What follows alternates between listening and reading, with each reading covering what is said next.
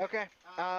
So I believe where we left off is you guys had finished dealing with a witch in a well, Mhm. and she almost killed several of you, and then you came home. Yep.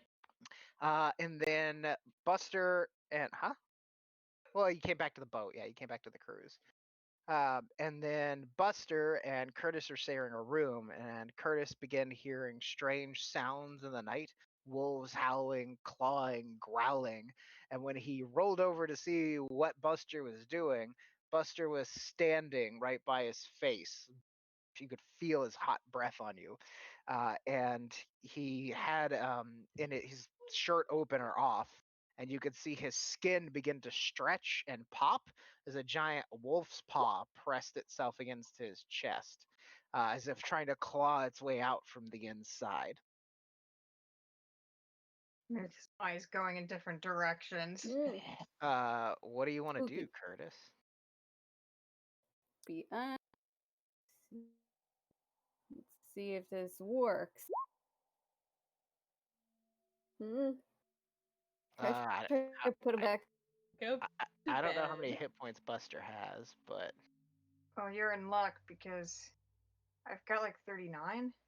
but you haven't rested since your fight, so you have like 14. I've got 14. Um, he he's it doesn't seem to have an effect on him.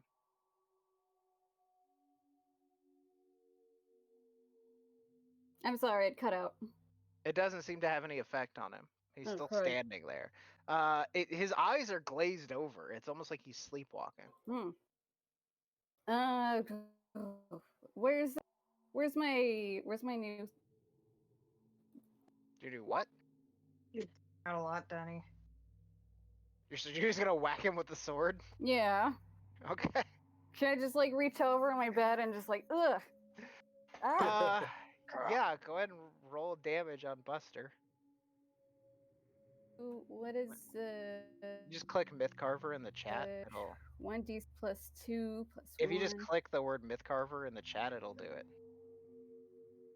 Yeah, like mouse over it. Like in the chat log. Comp is freezing. There we go. 4. Okay. Uh, a slash goes across Buster's chest, and hot blood sprays out. Buster does not wake up, and the blood splatters across you, Curtis, and begins burning. Ah! Ugh. Ugh. Take I'm gonna 4 try and points of crawl out of damage. bed. Hang on. You take 4 points of damage. So hot blood splatters against you. And Buster reaches out and grabs you by the face, like his draconian claws digging into your face. And then who else is anybody asleep? Are you guys still awake? So yeah, we just see the blood splatter, the quick swipe of the sword, the blood splatter. Buster grabs Curtis, and Curtis goes limp in Buster's hands. I mean, Someone next to our room heard commotion, but Yeah, you just like can I Curtis just basically passes out. can I listen for things? I think Are you asleep? That's what I'm asking. Like, have I you gone to don't. bed, pass out after your harrowing fight? I I don't think I remember. was on a bender, like drinking above deck. But I don't know how We'll say deep you're below deck stumbling are. back to your room, but if you've been drinking, make a perception check with disadvantage for me. Yeah, All right. I think I was probably with Jordan. I don't know. Telling our wily adventures with everybody, just like we went down to the beach and did things. With And, oh my disadvantage. Have you God. been drinking And with Jordan? If you've been drinking, I need you to roll with disadvantage. Yeah, well, I ain't hearing shit. I It's a think natural Chris is one. probably out on the deck trying to swallow fire. Okay. Make a dexterity check, Chris.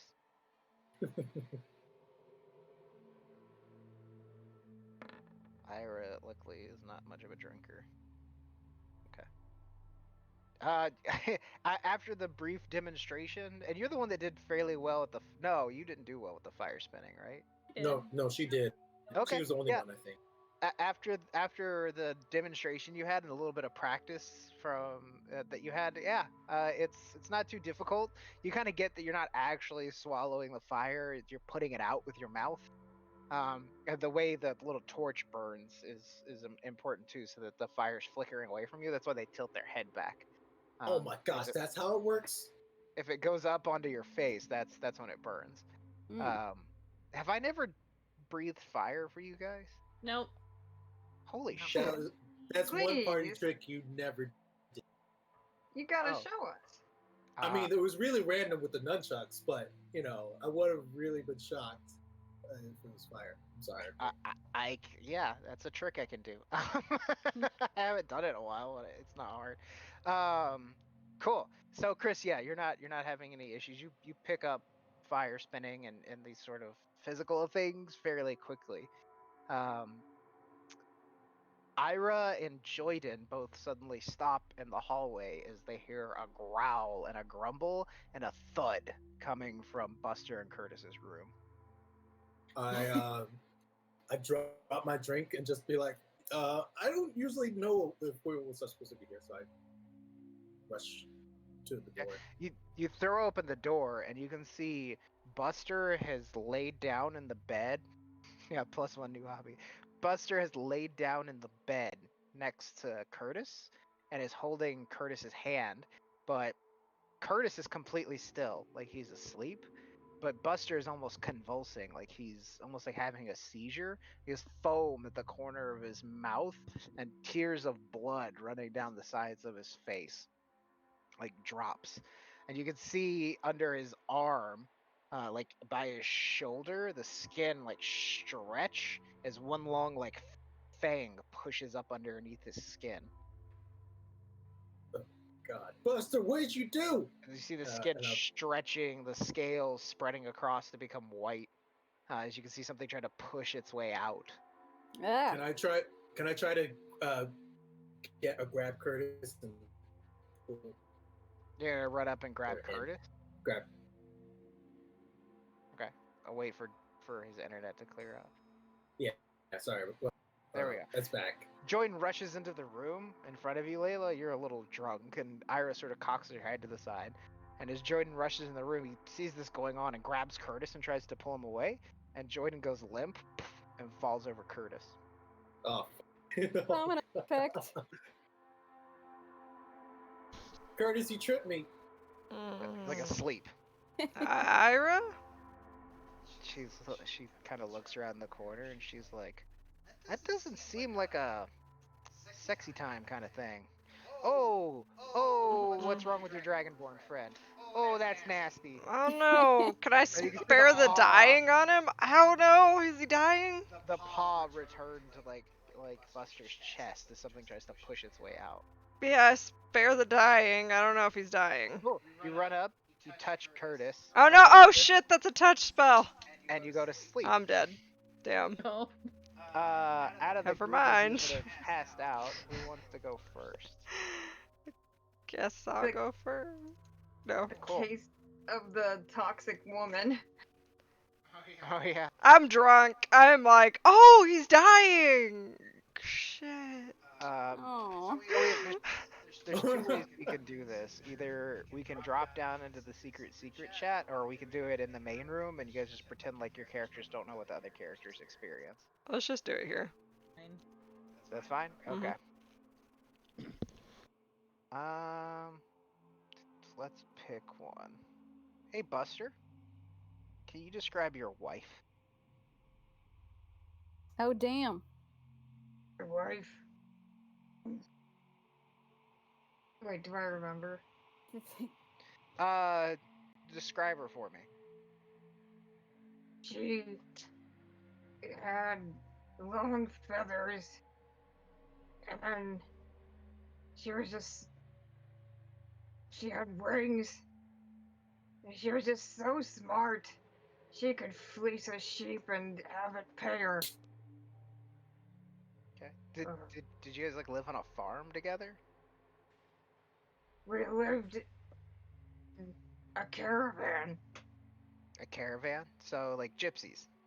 Yeah, selling all sorts of things to people that would do absolutely nothing, but we said it would. So like snake oil salesman, so like tinctures and potions and lucky charms and that kind of thing. Yeah. Okay. So lately you find yourself in this cramped caravan, this gypsy wagon, Vardu, curved door, small, with a little stained glass window in it. There's a small work area off to one side. The whole place reeks of herbs and spices. There's a little pot-belly stove in one corner, a bed in one side. In the bed, there's a little circle of pillows made, and there's a tiny little coal or dragonborn swaddled up, a little babu dragonborn, swaddled up and placed on the bed, and you can see this this long feathered winged dragonborn, tiny like Filbert and Buster, working away at a workbench, mixing various herbs and sweet smelling things into a vial. The door swings open and a gust of cold winter air breezes in. You can hear the clatter of horses on the road outside. It seems the Vardu is parked off the side of the road somewhere. And stepping into the Vardu, unbeknownst to you, is Buster, who the woman, the female Dragonborn, doesn't seem to notice you. But Buster, in this moment, in this memory of your wife and child at home, you see Layla standing at the back of your house, and it's a moment where like your brain is trying to parse these things because this is a thing that you don't quite remember, and you don't quite remember Layla, but you can remember in this moment your wife, Philia, and you can remember Layla. But they're separate in your head. They happened like they're different parts of your life. But you see Layla, she's not supposed to be here. She's not in this memory. Doing here with my wife. Well, you know, she's my wife too. Oh, I didn't know about this. I'm just kidding. I'm here for your child. What? Not little baby Filbert, not. I have a gift for him. Mm-hmm. Well, oh, what is it? Hold on. Let's see. Let me see. What's the thing that she would have? Um, it's it's an oil, and it will protect him. Babies don't drink oil. No, you just need to make a sigil on him to, you know, protect him from evil that is to come. Oh, well, that sounds good, but you should talk to Philia. She's the brains. Philia! I guess could I like slide a hand? Philia turns and looks at you and goes, "What?" Wait, no, Philia should sound like Mima. Hang on. What was Mima's voice? Do it for me. Well, she was kind of... Okay, there we go. That's all I needed. What is it, Buster? How can I help you, honey? I'm just over here working away. Well, one of my best friends here has... She turns and looks in the direction. She's like, and she looks at you confused. What are you talking about, sweetie? There's nobody here. It's just you, me, and the little babu. What? She cocks her head to the side. She's like, "You've been dipping into my secret stash of stuff that actually works again." No, not this time, I She promise. puts her hand on your forehead, and she's like, "Cold and slimy. That's how you're supposed to be." I wouldn't lie to you, sweetie. She's like, "Oh, all right then. Will you enjoy your hallucination then?" Ugh. Layla, are you a hallucination? Am I a hallucination? I don't think I'm. I touch myself. I'm like, There, you feel your. just feels like body. I think it's the way I remember it. So you want me to, you know, bless this child or not? Just a second. Philia! Sweetie, I really got to get this done before we get into town tomorrow. I know, but I just gotta ask you one thing. Would you let a hallucination bless our child? She's what? She sort of blinks and she's like, "Did you eat some strange mushrooms in the forest again?"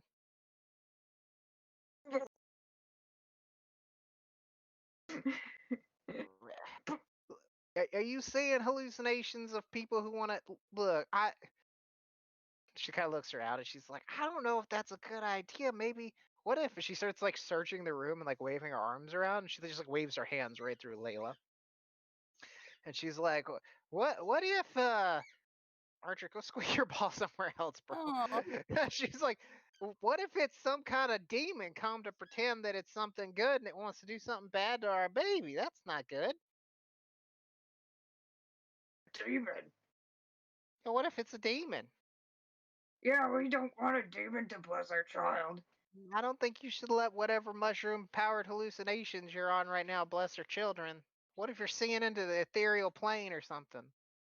You got a point. Demons are no good, Bad. but I don't think Layla's bad. She Layla's shrugs. All right then. Well, whatever you want to do. okay. Layla, go for it. Yes, Buster. I would be glad to bless your child. She busts out like this oil, and it's kind of like a pinkish color. Real sparkly, by the way. And she draws a little heart on Filbert's forehead. And she boops him on the nose. And she goes, she puts her thing back. She goes, all done. Yes. Hey, Rachel. Hmm? Do you still have Filbert's character sheet? Not on hand, but I can make an addendum. Cool. When you find it, I need you to write Layla's blessing on it. Oh, let me write that in my note. Are you using the notebook I gave you? Sure. I see how it is. I see how it is. Cool. I lose stuff. Layla does this little ceremony on Filbert. Philia seems to go back to work. The baby glows a little bit. She casts light on him too to make it look really good. Aww. You gotta have the theatrics. Mm-hmm. Oh, sparkly. The question becomes, in this sort of odd moment, Layla, you do have the realization that, like, because you were there when they re-met, that Buster doesn't remember Filbert.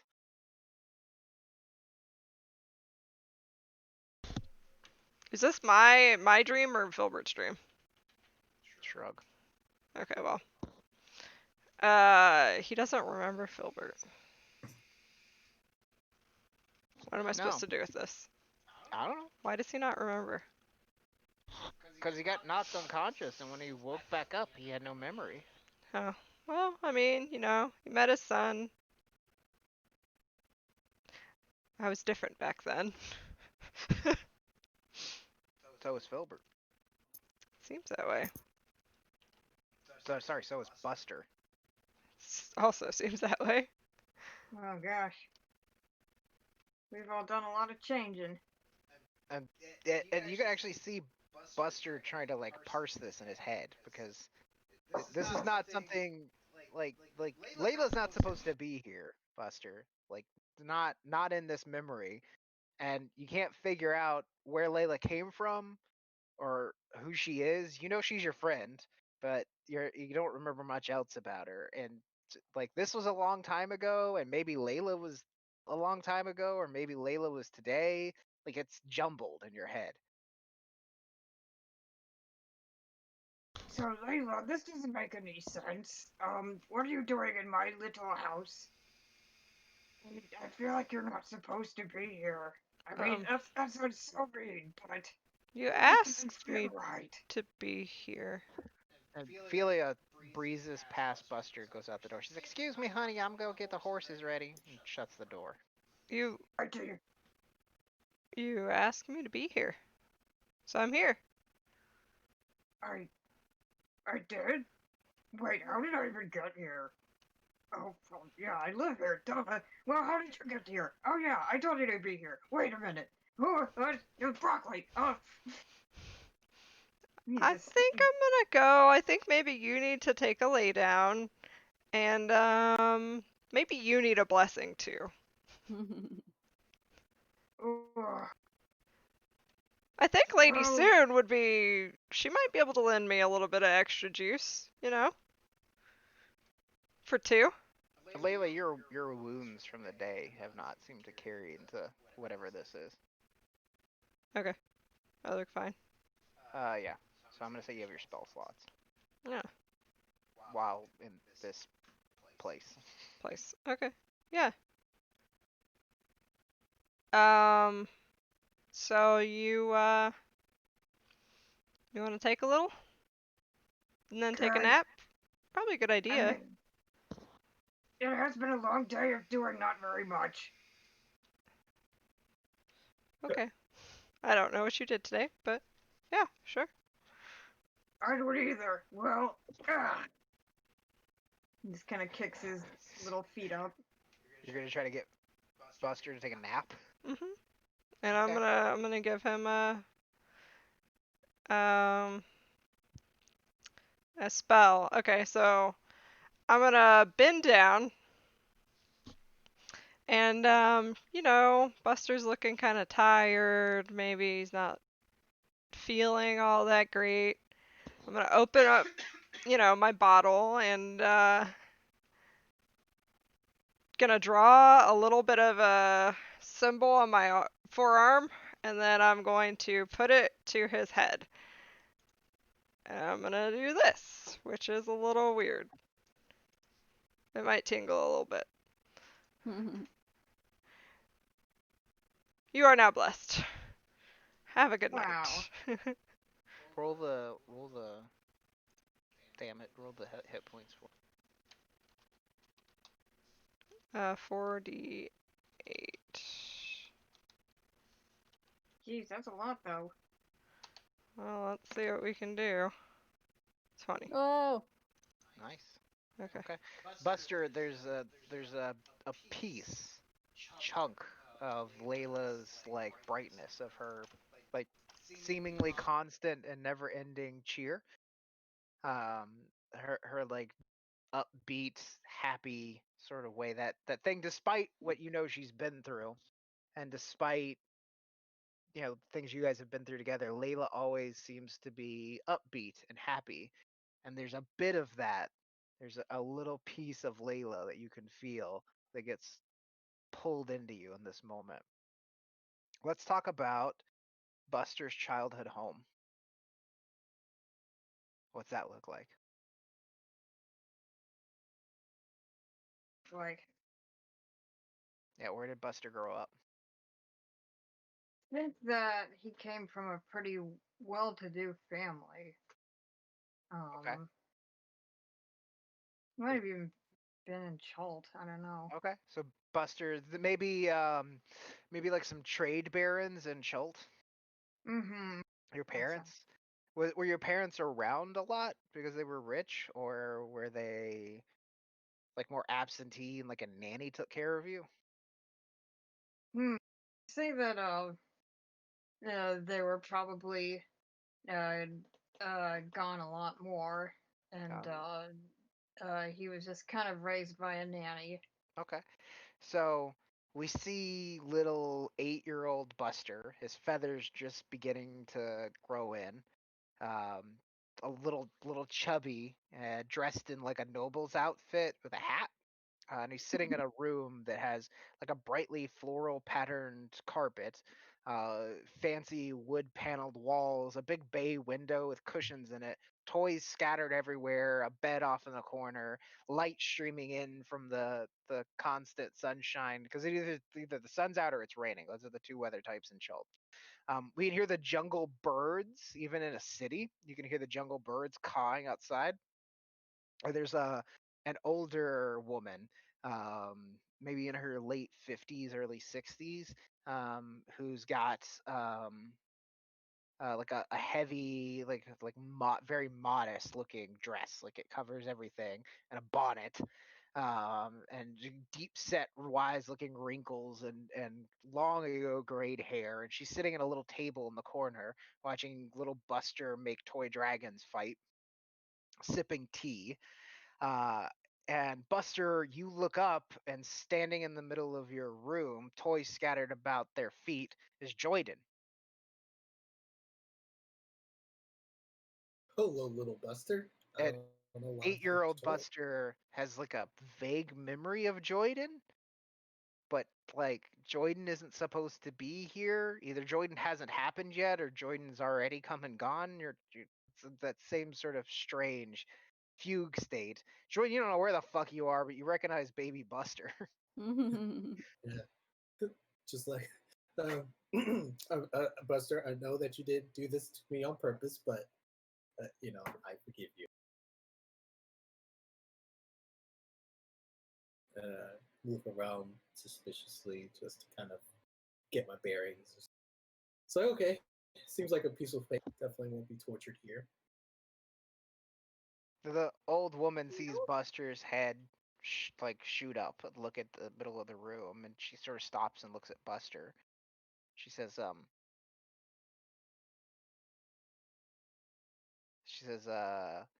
little Beanut, what you doing there? Nice lady. What you stop playing with your toys all of a sudden? Say you're talking to a friend.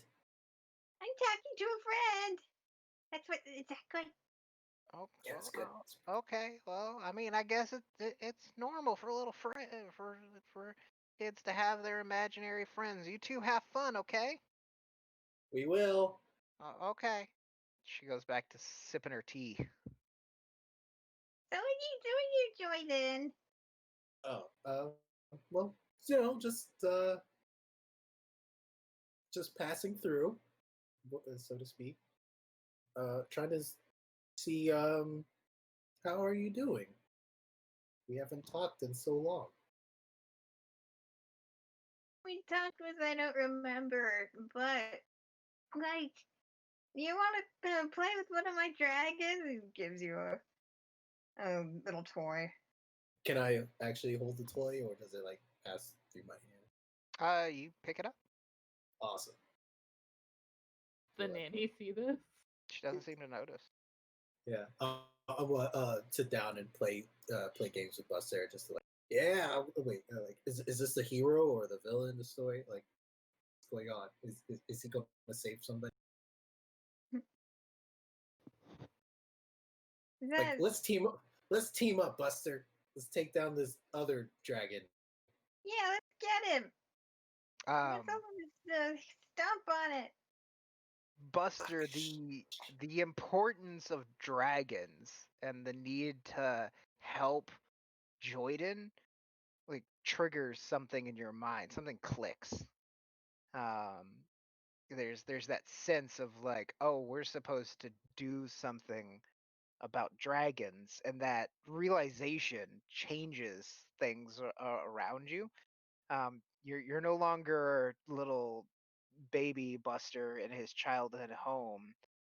You're older Buster uh, by the Vardu, just outside of it, and little Filbert is toddling around outside. You guys have pulled off the side of the road again, and there's a big old growth forest near you.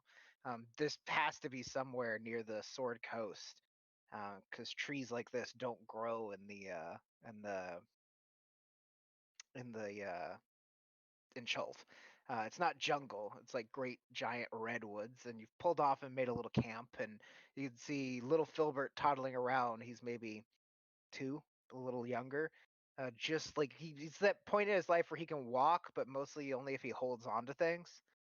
So he's like a little drunkard moving around, and Filbert, our Buster, is an adult once again.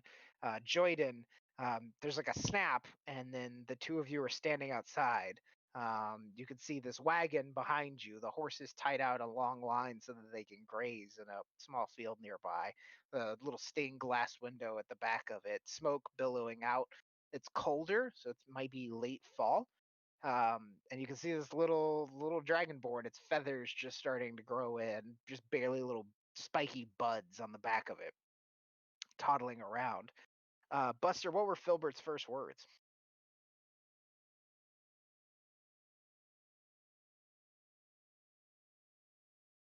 They were.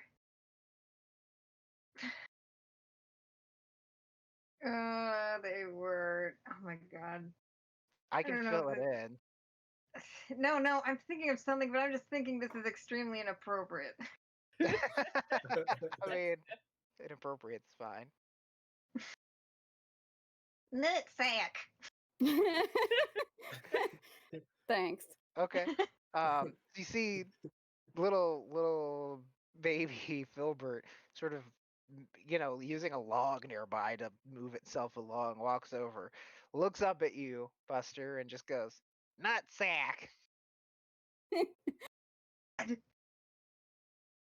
Jordan, you can see Buster start to like break down a little bit. There's because for you, Buster, this is a thing you remember and a thing you don't remember at the same time. So there's that sense of like understanding of what this is. There's that joy of seeing your child's first words, and there's also the sadness of the idea that you've forgotten it. It's like, I believe I no, forgot Buster, him. it's okay. You know, you can teach your kid not to curse. You know, just No, teach him more vocabs. I forgot that we named one of our inventions after that first pair of words. What invention? Called the nutsack. We sold so many nutsacks. It was just a cloth sack, but it's a nut on it. It was like a tote bag, but it was such a novelty because it's nuts. I can't believe That's I forgot. amazing. Yeah, but your child is precocious scamp. It knew what it was doing. I know.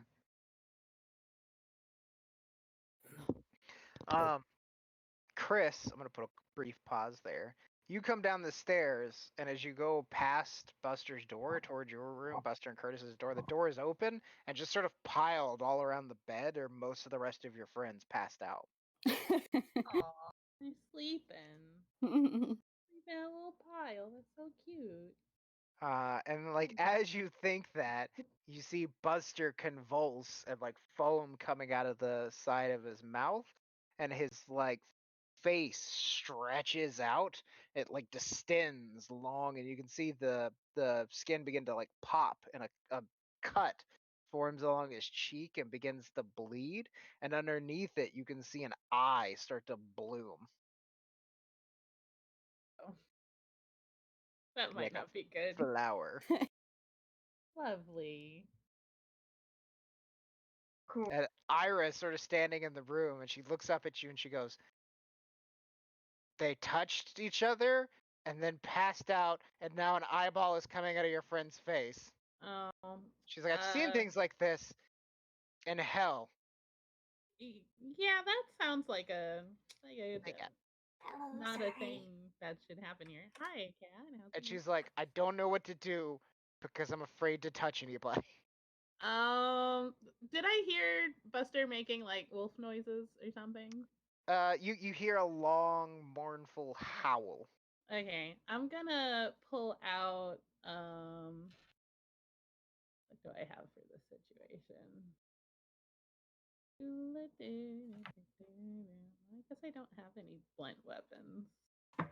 I'm gonna pull out a javelin and I'm gonna turn the blunt end towards Buster and I'm gonna boop his snoot. Are you trying to deal damage, or are you just trying to prod him? I like a little damage, like one HP worth. You just sort of poke it at Buster, and it little like pinprick opens up, and as the blood pours out of Buster, it hits the sheet on the bed, and it eats a hole in the sheet. not good. Can I like push him like away from the bed? Can I push him?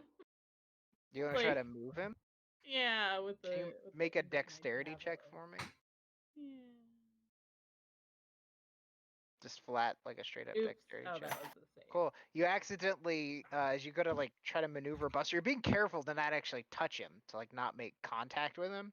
So you try to grab him by like the shirt or something like that that doesn't move him, doesn't I doesn't was make trying to push contact. him with my javelin. Oh, okay. So as you like lean him with the javelin to try to roll him away, he sort of rolls over and then in his weird unconscious state grabs the javelin, snatches you toward him, and grabs you by the face.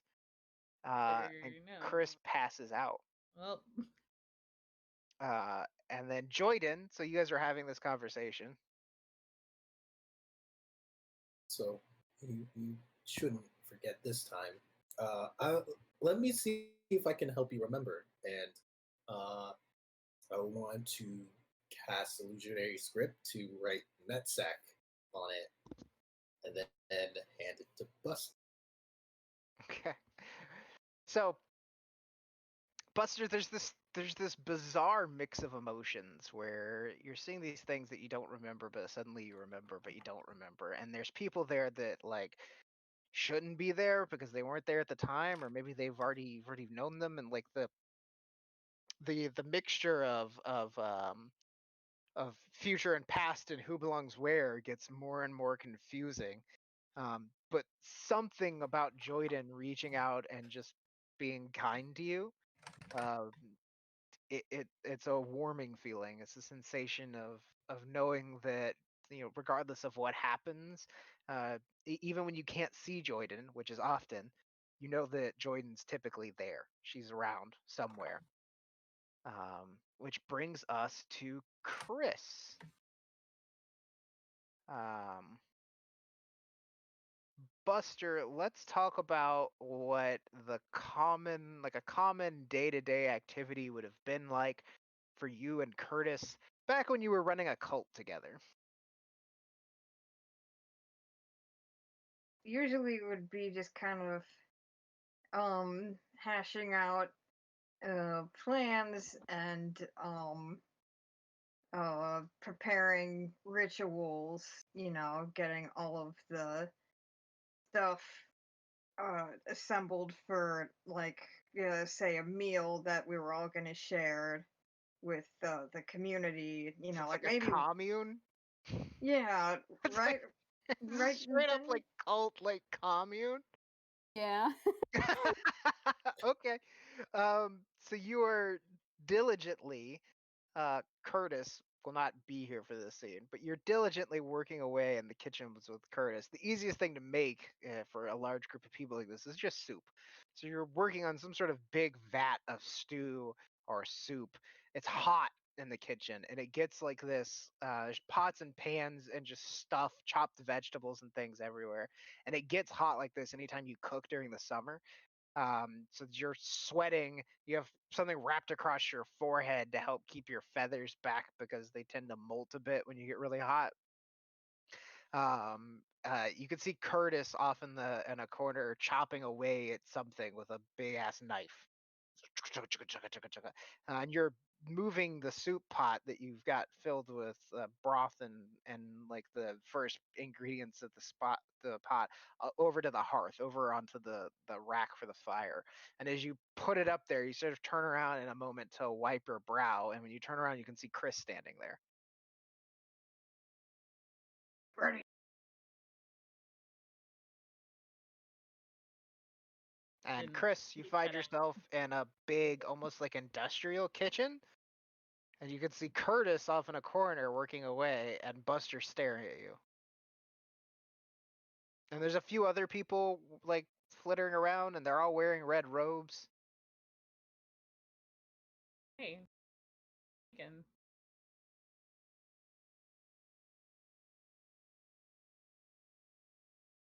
And I need to turn Hmm. Chris up. hello. Am I can't I'm hear having. you. I? Oh, am I Yeah, too I'm quiet? having. I can hear now. Do I need to move closer to my microphone? Yeah, that helps. Okay. What you making, Buster? We're making a nice big pot of vegetable soup. Oh, no meat. No, we don't eat very much meat. You should Oh. know that, right? I mean, you're in the colleague of Kesref.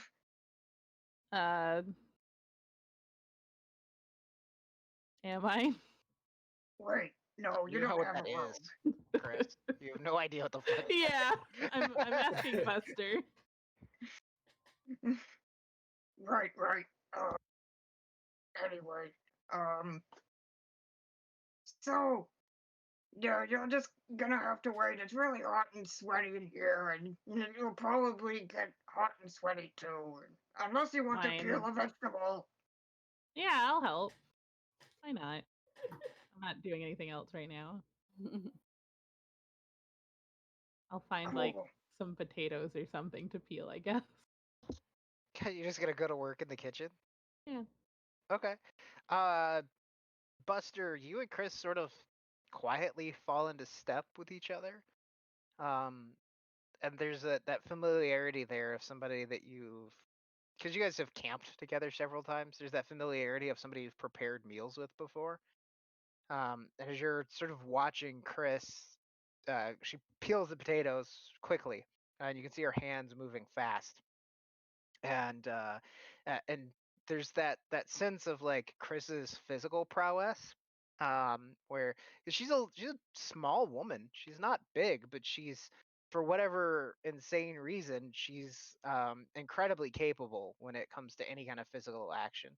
And you remember seeing her like arm wrestle giant creatures in the yawning portal. You remember her just like huge men and dragonborn and somebody who had to have a little bit of ogre in them. And she wins typically, and you remember moments of like just like how strong fucking Chris is, like just the weird strength that she seems to carry, and that comfort that gives you, the familiarity of Chris doesn't talk much, but she doesn't really need to talk much. She presents things physically. I should have be very good at peeling potatoes. You like cut out like a little bit at the Oh, beginning of sorry. She said Uh, you were good at peeling potatoes. that. Oh, thanks.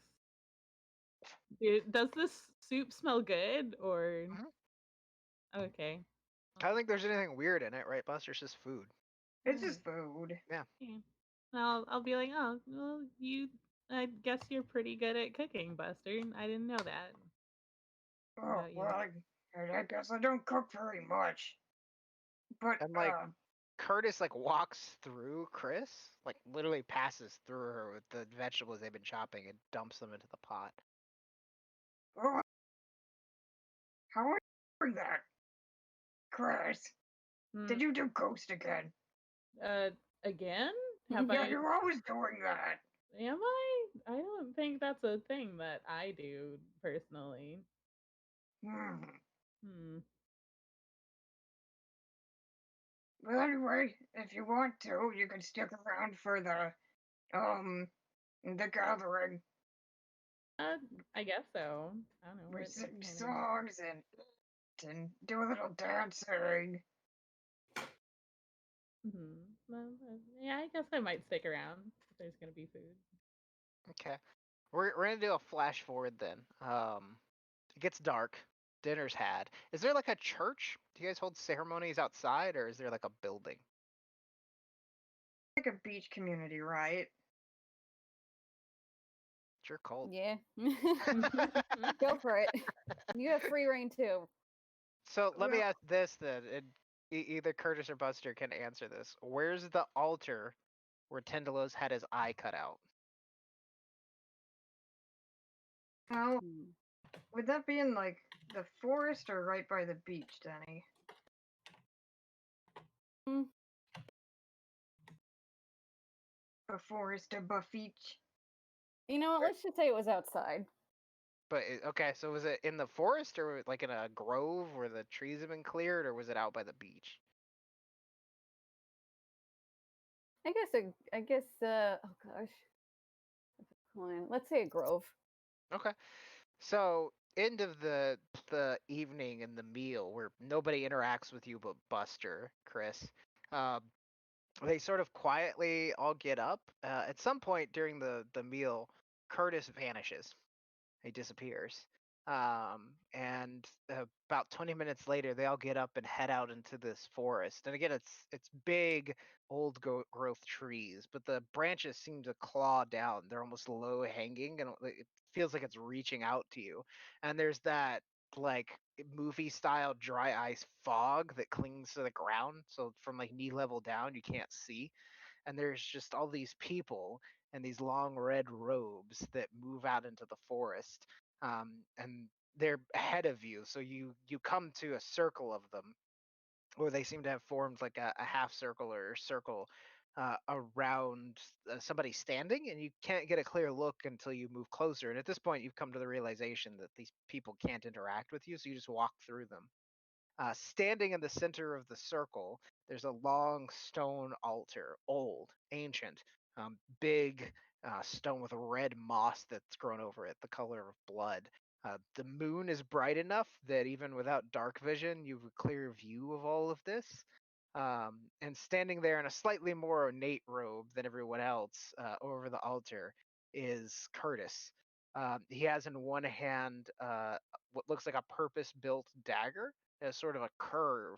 The blade is flat, and probably it's like volcanic glass. It's probably it's probably not too different from the sword he carries now. And tied to the altar is a younger half orc, who you've met, though his face is unscarred and unmarred at this point in his life. And I gotta ask, was Tendalus awake for this? I don't think so. Okay. So he's passed out, but or sleep, drugged, magic, you're not sure, but he's asleep. He's out on this altar, still tied down, his face looking up toward the sun, and you can hear a low chanting begin to pick up in the crowd. Buster, you know what's about to happen. Buster, what's going on out here? What are you guys doing out here? Some kind of weird, like, party game? I don't go to parties. I don't know what happens at parties. Don't you know? This is No. gonna be an enormous event. We're going to be blessed by the presence of our god in the form of Curtis's son. Your god, Buster. You're silly. You're funny. You're playing silly and funny here. When Kezref is about to come, Oh yeah, you said that word earlier, and I don't know what that means. You could make I guess a religion check if you wanted, Chris. Yeah. Ah, yes. One of my -1 skills. Wow. Roll 20. Roll 20, please. Mm, Please roll 20. I did hear a boop. Like it Oh, there it wanted goes. to. Yeah! I haven't seen your roll yet. It's What a is it? 2. It's a 2. The only thing like the closest analogy I can make to Kazareth that like Sydney would understand is that it's like stories of the big bad wolf. Um, it's don't go out in the woods alone, or the great red wolf will consume you. Cool. So there's you've heard like nursery rhymes about Kazareth, um, but like that would be it. Okay. So the chanting sort of comes to a peak. It's in a language that Chris does not understand. Curtis reaches down with one hand and puts it on the young half orc's face, opens up his eye, and then begins to bring the dagger up. And Chris, with your training, you were aware this person is about to get stabbed in the face. And I'm kind of like looking around, like nervously, is like, is this a normal thing to happen? I They don't all think seem so. in Revelation.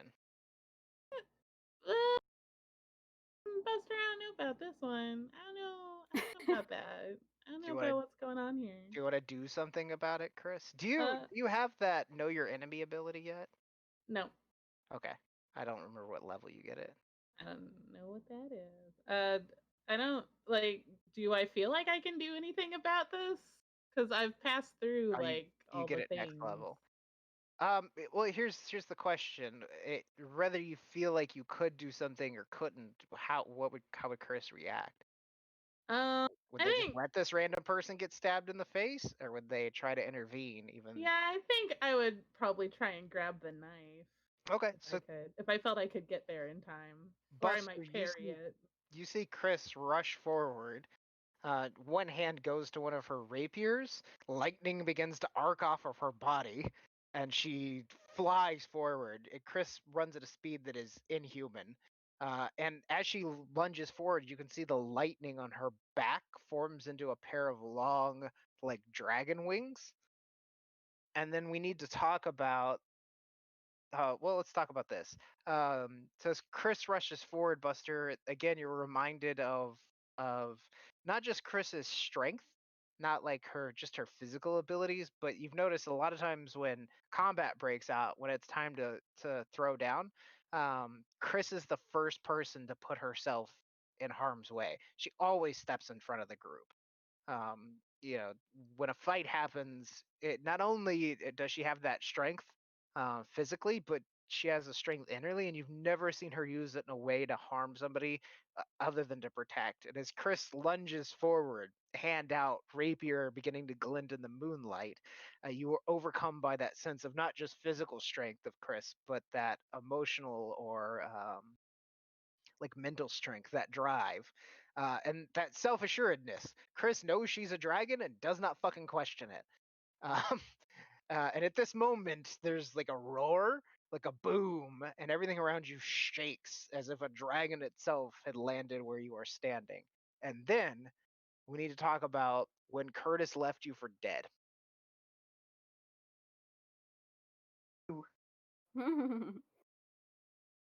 Don't know much about that. That's when everything got all fuzzy like.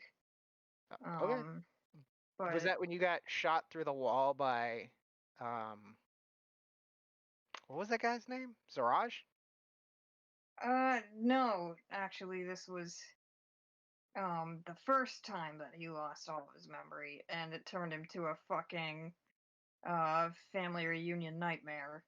Okay, well, let's talk about the first time you lost your memory. So I know Buster may not remember this, but Rachel has this written in her head, so I want to talk about it. Well, let's see. I think that at one point Buster he was a devious second-hand man, and he always wanted to try to seize power, but he was smart about it. But whenever Curtis um figured out his treachery and what he was planning, then um that's when things started to hit the fan. And Curtis, um I'm not sure what you did, but it was enough to, you know, uh put him on the outs with the cult. I don't know. Well, I mean, Denny, you can jump in and fill in the blanks. Help me. Because this scene, you're going to be there. All right. I'll interject if Rachel can't answer any questions. I just want to know about that moment, like right before Buster lost his memory. Well, I just kind of envision it like things had started going awry, started going south, and Kurt probably escaped somehow. And whether he tried to whether Buster tried to tag along or not, it was not successful and probably hit his head along the way. So the two of you were like fleeing the cult? You were running away. Mm-hmm. Okay. I think can I fill in that blank? Yeah, go for it. And feel free to pull me back on this. I think the ritual with Tendalos worked. There was a moment where Kezref himself made his presence known in your grove. The problem with that being is what Kezref does, what he likes, is to eat the faithful. And the Shit. faith that you guys had in him made you tasty. So after the It eye was worked too pulled out well. of Tendalos, and you guys remember at the end of the last campaign, there was a moment where Tendalos sort of took on the aspect of. In fact, that's how you guys ended up defeating Acerak. There was a moment where Tendalos took on the aspect of Kezref. So once the eye was placed into Tendalos's face, his body changed, his mood distorted, and he, for a few moments, became as Kezref, a great red wolf, bigger than any other wolf. And it began eating your cult members. The two of you uh, quickly fled. Buster maybe seeing this as his moment to get Curtis alone in the woods and finally see his power, and then he could scramble up whatever survivors you had from the cult and start again. Better this time. As the two of you are fleeing in the woods, um, Tendalo or Curtis, you can hear the roars of Tendalos, the great wolf in the forest in the dark behind us, sort of fading away as the two of you run along. Um, Curtis, you're a few feet ahead, and you can see Buster chasing behind you. But this is current day Curtis. Curtis remembers this, but you've sort of replaced yourself in this memory. You remember it happening, and you know what's happened since, and you know Buster's devious plan is lurking right behind you. I know this? Yeah. Oh. Oh. This is present day Curtis experiencing this again. You're getting chased through the woods by me.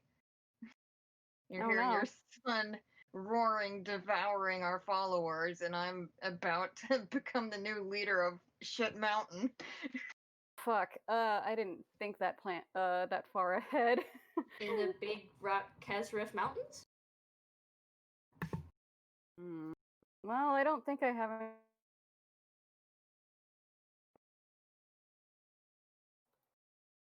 How would I escape? Did you, my memory, did you conk me upside the head? Probably. And Buster, while it's not all completely pieced together and doesn't completely make sense to you, you're still a bit odd. Um, you are aware that this was something that happened in the past and not something that's happened currently. So you know what's supposed to happen next. The both of you. So I think there's this moment where you both stop running and sort of turn and look at each other. So this happened? Curtis. I tried to kill you? I suppose. And you almost succeeded at it. And then you pretty much left me for dead. I had to pick up the pieces. What was that? I had to pick up the pieces. In a sense, maybe. I just did what I had to keep surviving. That was a kind of shit thing for me to do, though. You're cutting out. That was a shit thing for me to do. Yeah, it was. What were you on? I don't know. What was wrong with you, Buster? I was your only friend. Now don't you try to sun me, Mr. Stabby McStab Sun's face. You know you would have done the same if you had the chance.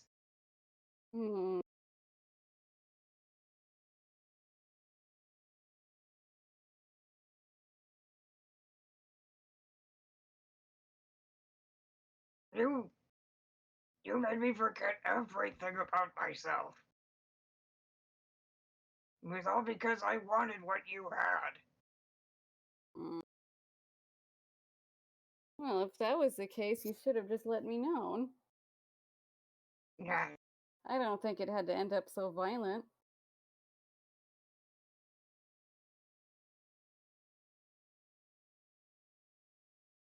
A tree falls in the background. Some guy Wilhelm screams. Is this what you wanted? Did you know this would happen? That you would summon this horrible thing that was going to eat us? Did you want us to die?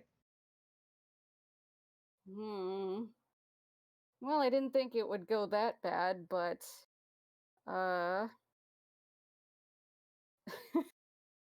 I'm I'm agog that I was right somehow, and it worked.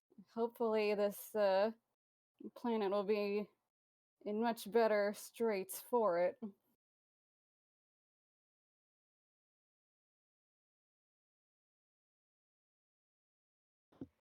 Another tree falls, and coming crashing through the woods, loping, is a 15-foot tall, stinking, red-furred, blood dripping from its face and maw, piercing eyes that glow in the dark, massive, muscular, alien being of a wolf. And then Kelric, you go bound to go to your room. You walk past Curtis and Buster's door, and all of your friends are in a pile, like asleep. Buster is having a seizure. He's foaming at the mouth and thrashing, and he has an eye that like a cut has opened up in his cheek, and a giant eye is sticking out of his face. Ira is standing in the corner going, and she looks up at you and she goes, "I don't know what the fuck to do. Don't touch anybody." Okay, I will try and cast a spell magic. Cool. Yeah. What level? Level 3? Okay. The eye seeps back into Buster's face. The convulsing stops. His face is still bleeding, but the blood you can see has eaten a hole in the bed. And you can see the eye closes back up, and the group of you snap awake. Buster, you recover all of those memories. Better. What happened? That sure was a thing. Mm. Am I still drunk? A little bit. Oh. It was a I'm sobering drunk. experience. So you can kind of force yourself to be a little less drunk, or when something scares you, you sober up a little. You're like that level. Do I remember anything from that? Yeah, you all remember everything. Oh, we remember. Buster remembers more than most. Buster, you still have that paper I gave Do I? Sure. Yeah, it's gripped in your left hand. There it is. Hold on to that. And I stumble off. Oh, goodbye. Ugh. Bye. I guess it is time for bed, huh? What the? What?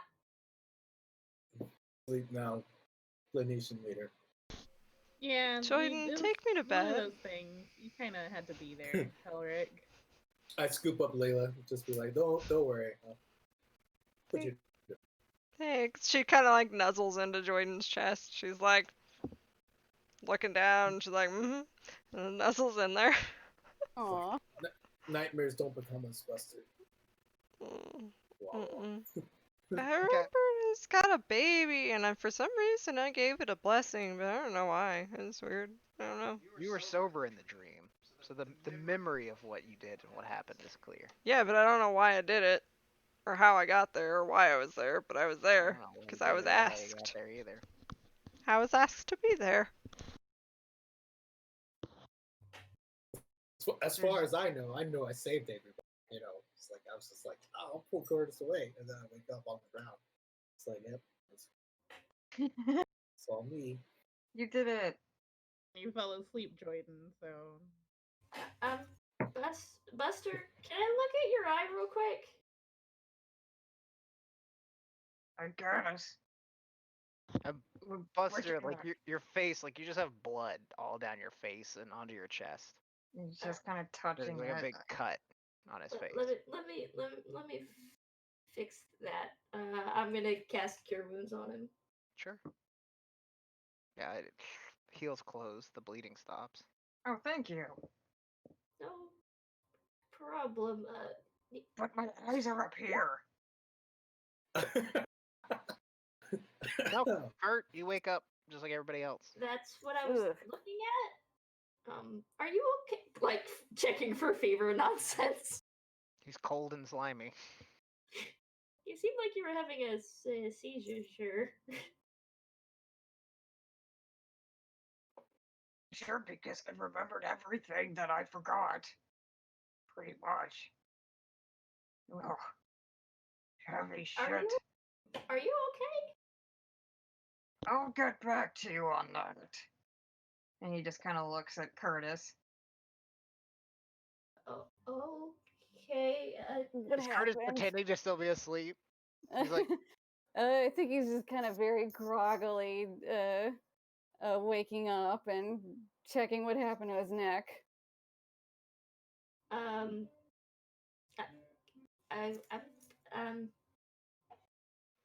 reckon.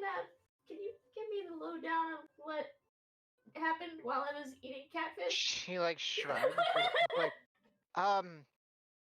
we heard a wolf noise, and then Joyden rushed in and tried to pull because they were asleep, Buster and Curtis, but Buster was like freaking out, so Joyden grabbed Buster, and then Joyden passed out, and then Layla came in the room and tried to help, and she passed out, and then Chris came in the room and tried to move Buster with the javelin without touching him, and then Buster grabbed Chris, and then Chris passed out, and then you came in the room and cast a spell, and everybody woke up. But an eye came out of Buster's face, and there was something inside of him trying to claw its way out. And I remember everything. I remember my son. His first word was nutsack. I remember my wife. I remember. I remember. you just give us the lowdown on everything that. So Buster has like two sets of memories because you remember the weird dream state that you had where your friends came into the dream, and you also remember the original way that it actually happened. You're aware of the difference, but you remember both. Wow, so it's like cross-referencing the same shit. Yeah. Because it didn't all happen exactly. Like there was no conversation with Curtis when it actually went down. Yeah, no, there's no. It's just running. Okay. Congratulations. Thank you for dispelling the magic, though. It was getting pretty real in there. Just glad it worked. That was the only thing that I could think of that caused people to pass out. And, Buster's like patting his stomach and stuff to try to feel if there's any, like, monster snouts or claws trying to get through. You feel pretty normal.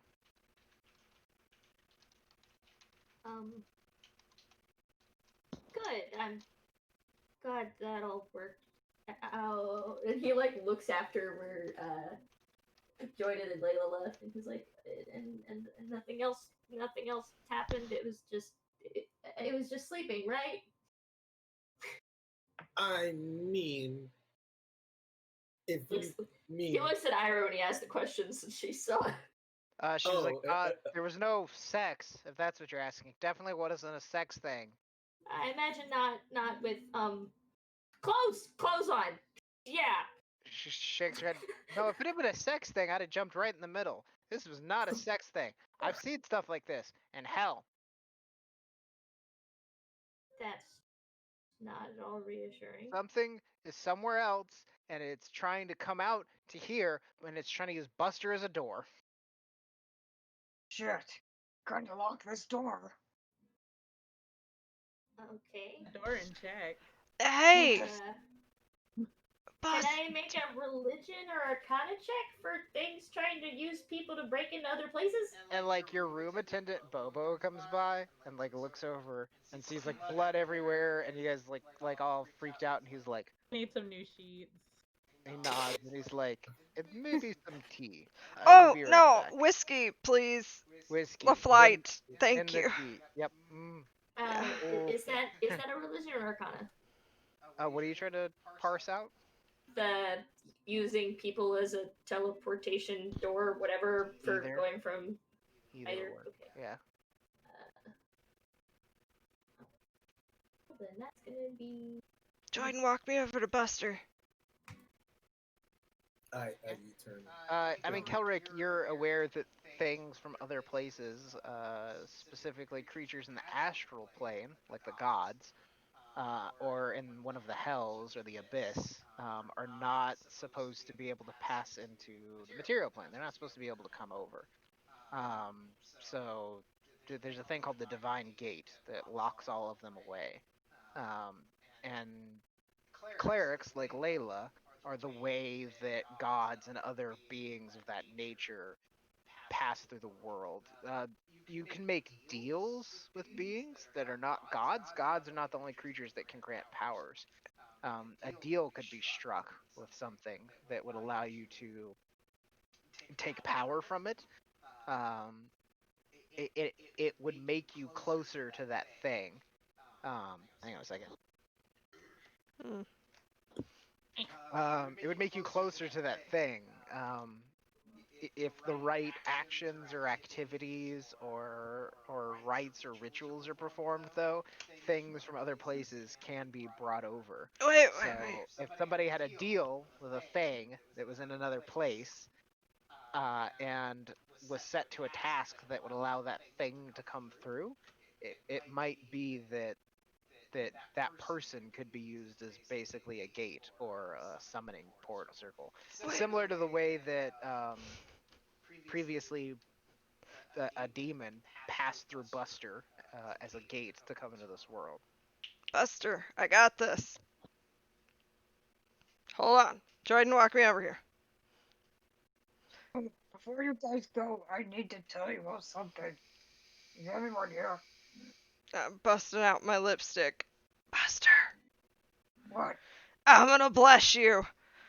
She takes out the lipstick, draws a heart on the forehead, she goes, and now demons begin ya.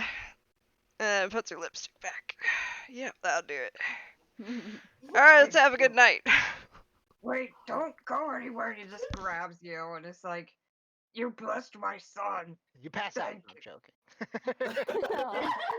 Oh no! Oh no! Do it It's happening again. Shit, No, shit. I'm joking. Round 2, fight?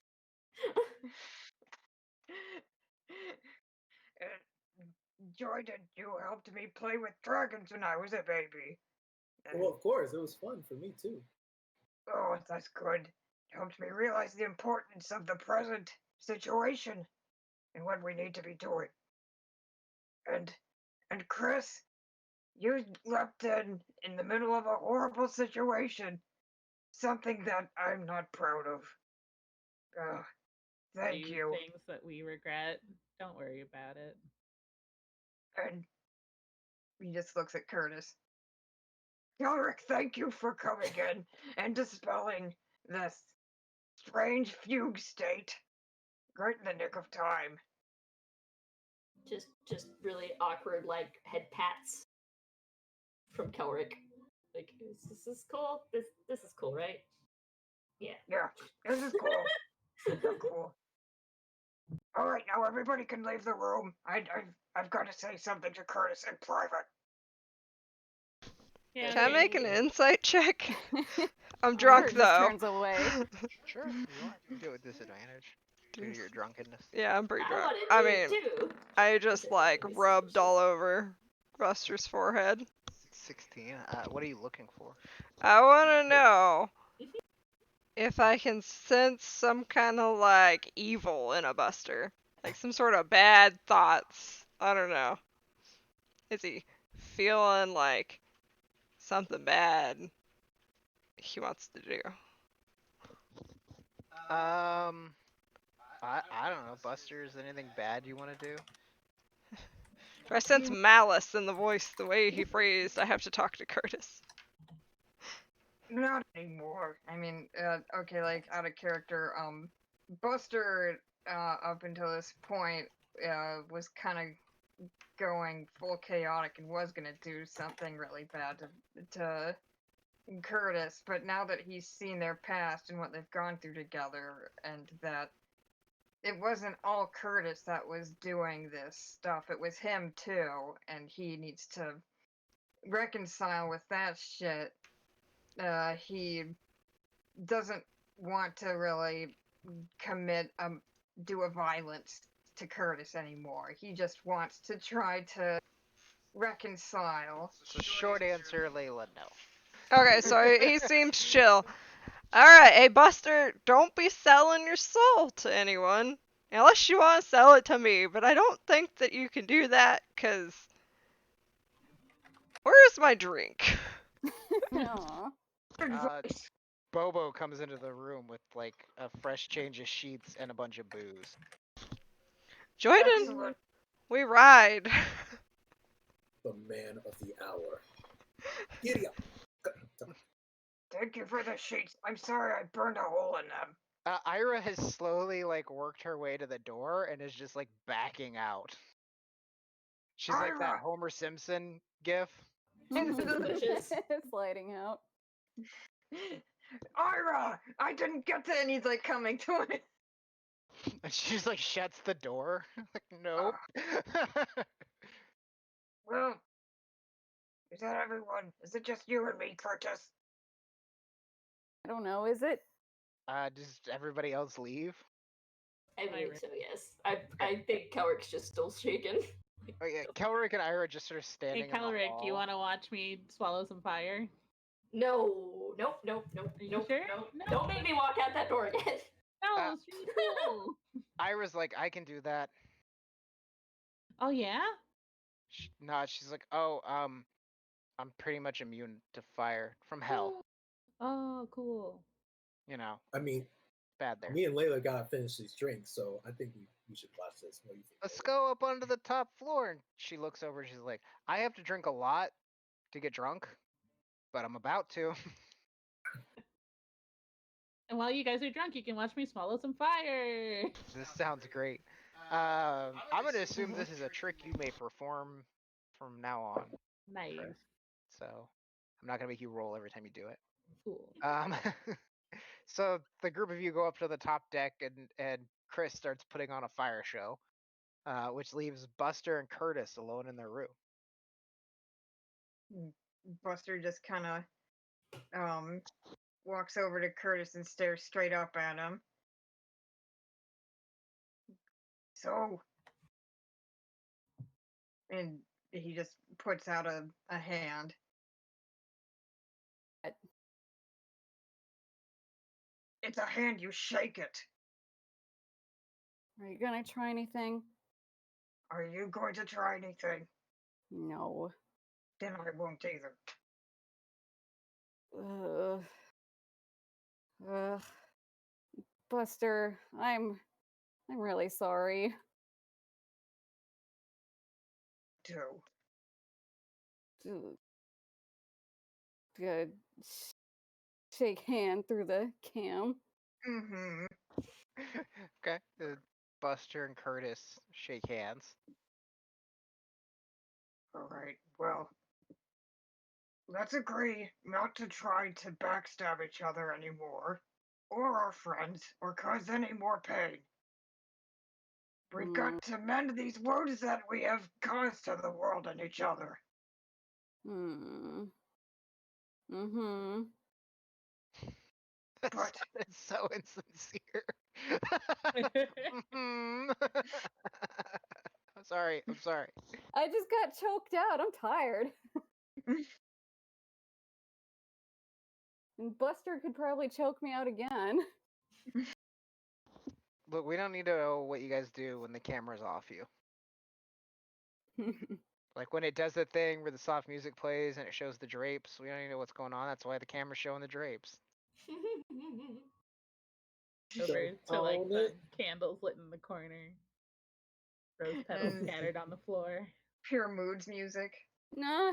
My saddle is waiting. It's enough autoerotic asphyxiation, folks. Sorry, I'm interrupting your touching moment. Oh, I mean, you have to. It has to be touching to be autoerotic fixation. That's how it works. You need a belt and a doorknob. Dang it, cat. The doorknob. Anyway, Well, all right. If we ever meet our sons again, we have to try to make things up to them. Do you agree? I suppose so. Although I'm sure you'll have much better luck than I will. Well, you saw how much luck I had this last time, am I right? That sucked. Anyway, hopefully we won't have any more, like, Kezaref babies coming out of my body anywhere. But just keep an eye on me. I'm trusting you for this. And for sincerity's sake. yeah, you still have your bone son on you. I do. Yeah. Don't worry. I mean, I'm fairly confident as soon as I would try anything anyway. It would be the end of me. So I'm not going to do that to you or to any of our friends. Okay, good. I'll try not to too. I don't want to forget anything again. I can't do this another time. I'm an old man. The next time I forget will be when I forget everything and I won't be able to live with myself. Hmm. Well, do you want to get some drinks? Hmm. Everyone else is having fun. Well, if you wanna, if I'm still allowed to join you guys, I really do enjoy spending time with all of them. Oh, me too. They're good people. I wouldn't want to, eat them. You too. But if you guys throw me overboard, I understand.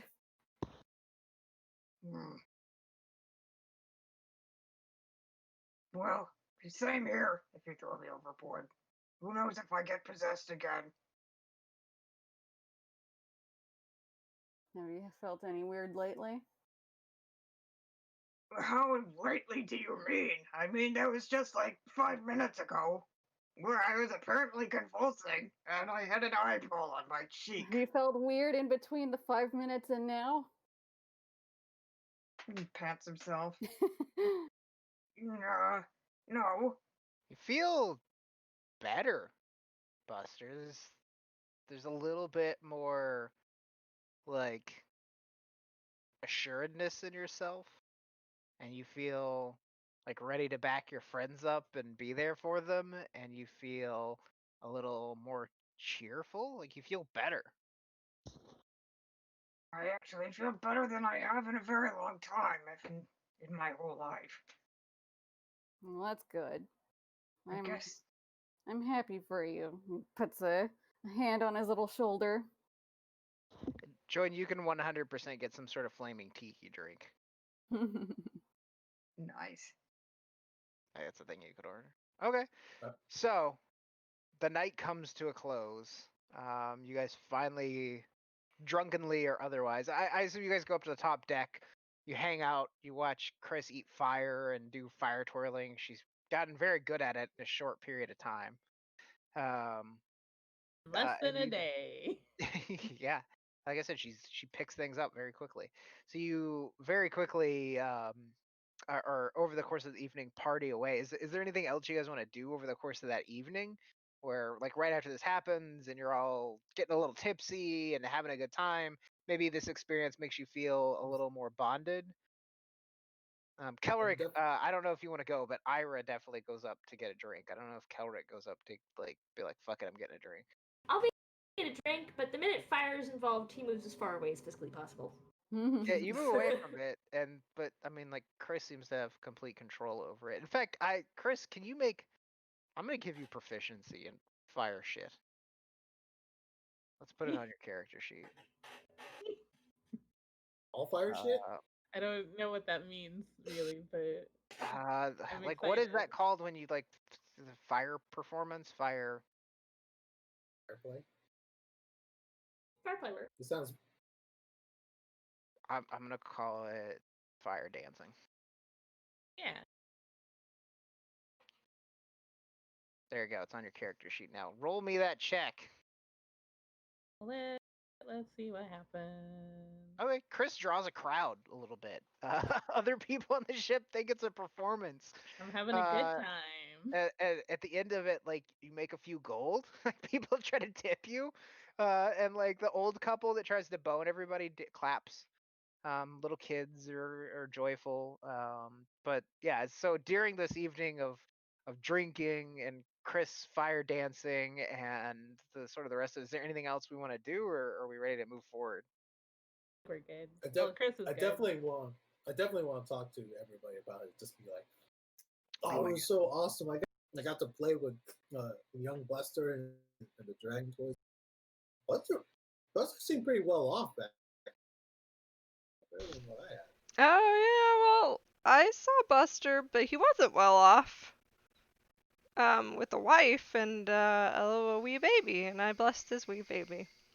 He asked me to be there. I don't know how that happened, because I think his kid's about the same age as me, but I was an adult, so I don't really know. But anyway, I was there, blessed him, and then Buster looked very tired, so I put him to bed, and I blessed him as well. So nice, Layla. hmm All I gave Buster was like trying to help him with his memory problem. Just write down some of his, I don't know, a lucky word, but it definitely had a huge significance in that. Using later inventions. Nutsack, you know. No, The that's best. funny. Yeah, that Best. sounds appropriate for Buster.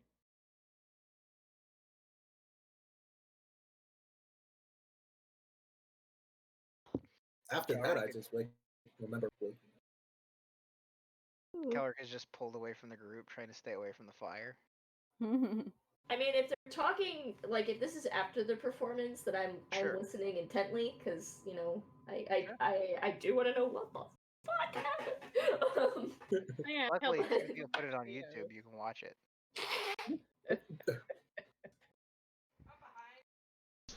You're muted. I'm behind a few episodes, I will admit. I mean, it's get there okay. eventually. Like if I don't know, since Kelric wasn't actually there, so this is about appropriate for the knowledge that he would have. Fine. But you know, it's Okay. it's So for everybody is to that? learn. Are we good? We're ready to move on. So, Okay. The evening winds down to a close. You guys stumble down to your beds, rocked to sleep by the gentle rocking of the ship. Curtis and Buster may be sleeping a little more uneasily in their rooms together, but perhaps comfortably at least, knowing the other one's not going to leap up and cut each other's throats in the middle of the night. Hopefully not. on Um, purpose. the evening winds to a close. What I'm going to say is the next few days actually pass fairly peaceably. It's just a few days of sailing. There's more banquets at night, each one themed on a different area of the Sword Coast. So you have meals specialized. You've had dwarvens. You have an elvish meal, which is a lot of fruits and venison and spiced foods. You have a night where the food is from the what is it called? Up north near the Bryn Shander, near Bryn Shander. There's a group of people that used to be a barbarian tribe, basically. They lived on the Sea of Ice and hunted seals and shit.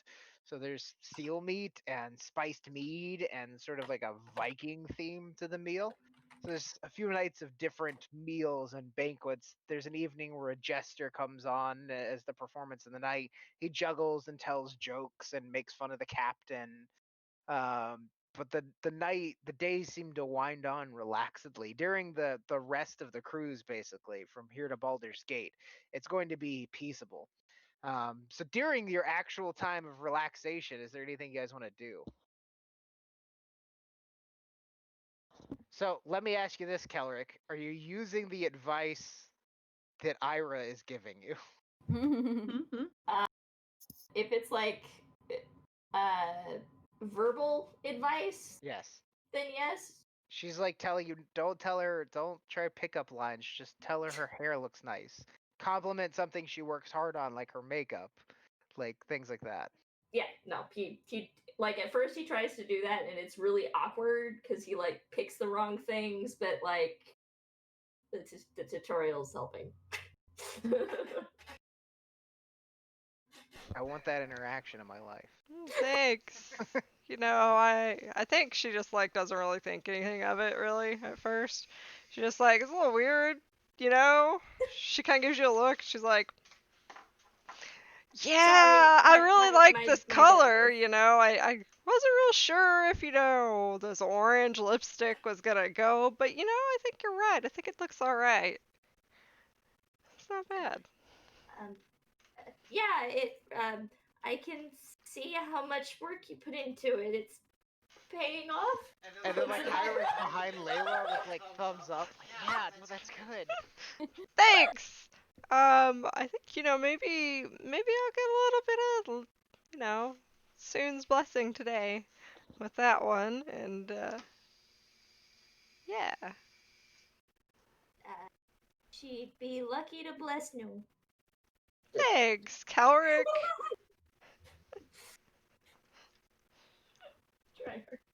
You're looking mighty tall today. Oh no, now Layla's getting awkward. Oh, sorry, I can fix that. Yeah, usually aren't you about, I don't know, yay tall? You could be tall, it's fine. It's just, I noticed that you're different today is all. Thank you. Aw. And like a few minutes later, like Ira sweeps up and like next to Kelric, and she's like, no, that was good. That was good. No, look, you flustered her that time. It's going the right direction. You really She's think like, so? whether this goes anywhere or not, you were definitely better at talking to girls. Thank you. Yes. Carry that confidence. We're gonna use that moving forward. Okay. Okay. Lesson 56.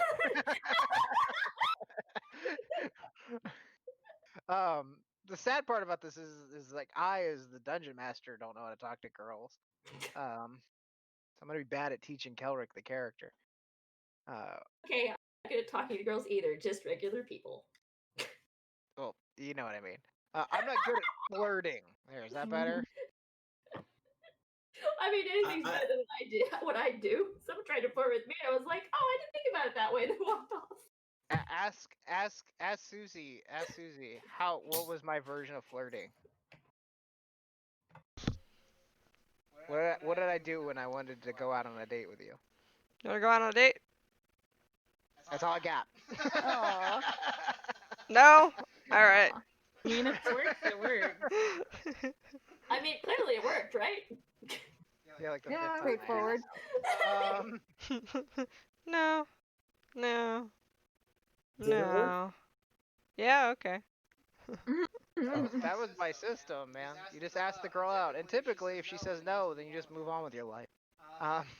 It's like, okay, we can still be friends. That's fine. Unless they're Chase Susie, was then you got definitely. Chase, Huh? Yeah, So it it's, was definitely use the method of ripping off the band-aid. Ripping off with the band-aid.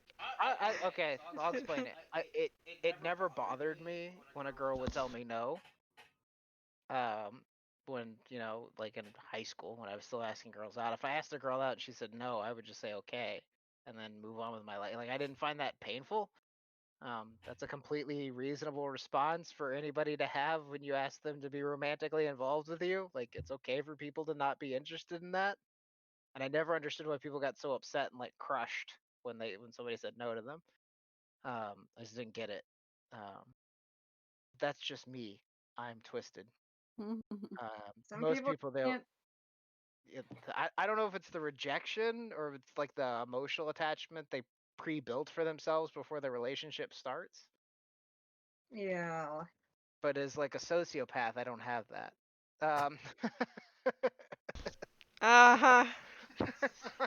no, I'm not interested. Okay, that's fine. Uh, Not a sociopath, just a very reasonable person. Yeah, it's like Chase doesn't want pizza. I don't try to force feed him pizza. yeah, exactly. Like it's fine if you're not interested in that. If you don't want tea, don't offer them tea. Yeah, let me tell you. Let me tell you how consent is like tea. Cool. So the next few days pass peaceably. Other than Kelrick trying to compliment Layla awkwardly, is there anything else anybody wants to do? Any other Chris is just conversations you want to gonna have? Anything you want to do on the practice ship? fire the whole time. Just like the whole fucking time, you're just like fire spinning. You're just like, oh, Like, every day, probably when the sun goes down, so it looks cooler. this is my new workout. Yeah. I'm doing like a Zumba class, but with fire. Aw. Hot I want- Zumba. It's I like wanna try hot to make yoga, some- but more metal. I want to try to make some water walking. Actually, Do you know the spell for water walking? no, I sure don't. You know jump, right? Yeah, I do know jump. You could make jump shoes. Oh, cool. Well, that's what I'll do instead. Let me I don't have the book. Hang on. You'll have to spend a little bit of gold. I don't have a problem. Especially with our last. You know the adventure on the beach. formula, you have the spell, you're the correct level. It's just the materials. What level is the jump spell? Level 1. Okay. It would cost you, including to manufacture the shoes themselves and the magical materials you'll need, it will cost you 250 gold pieces. Cool. And it will take you 4 days, which is what you have left on the cruise of work. Fantastic. But do you want to do that? Yeah, I'll do that. Okay. Let me. Do you want to describe to me the process that Jordan uses for crafting magic shoes? So I think what every like strip of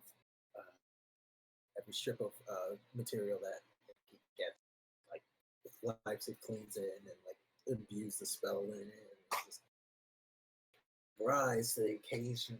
Like it then moves on to like the tongue of the shoe, like tongue, and then it's like jump to your height point. That's like every kind of part has like a new quip, and then at the end when it puts it all together, it's just now jump on my feet. Here's what they do. And I put them on your character sheet. Sweet.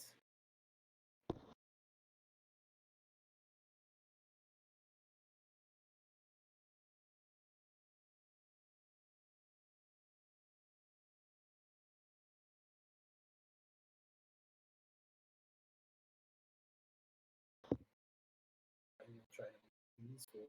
It's basically like having the jump spell cast on yourself all the time. Yeah, this is incredibly useful. I don't know why I didn't do this earlier. Yeah, the requirements for crafting a magic item is you have to know the spell. So like whatever you're trying to imbue the magic item with, you have to be able to cast the spell that's that spell or similar. It has a material cost depending on the spell level, and it has a certain amount of time that it takes to actually do it. But it's certainly something as Joyden, especially somebody who's capable of crafting things, could do. But if like Chris wanted to make, I know you have woodworking. If you wanted to make some sort of magical wooden thing, you could make the thing, but somebody else would have to enchant it. I don't have any magic. Right. But you could, like, if, say, Joyden knew the spell that you wanted to imbue the item with, you could do that. It just takes time and money. And it's limited. Like, you're not going to be able to. Some of the magic items that you guys have, like Kelric's staff, um, the Bone Child, Chris's belt, Curtis's sword, Layla's sword, things like that. They're not. Those are things that you wouldn't be capable of like crafting as player characters. Those are remnants of like they're old. They're old magic. They're not something that people are currently understand how to make. But there's that. So Joyden spends most of her time, like about 8 hours a day over the next 4 days, just working away in her room. And on the fourth day, as you guys are actually coming in toward Baldur's Gate at the end of the day, you I got a burp. Hang on. Joyden struts up onto the deck. Your luggage will be brought down to the dock. You can just go down there and pick it up. So as long as you guys pack your stuff, you're good to go. But on the fourth day, Jordan comes strutting up onto the main deck as you guys are just coming into sight. You can see the city of Baldur's Gate stretched out in front of you, the big ring wall around it, a few buildings sticking out, and the whole place has a haze over it, like smoke, or what we would call smog today, sort of hanging over it.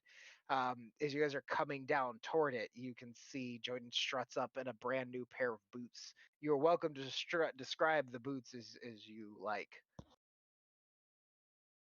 I want to say that the boots have like a stripe running through the middle of it, like a big, like it was like high top, so like it covers my ankles. Okay.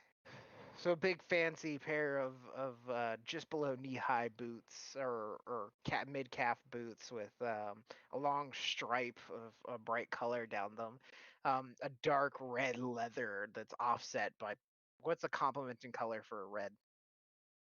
Yeah, Yeah. green. Okay, with a nice. Uzi likes purple. Are they purple boots? Yeah.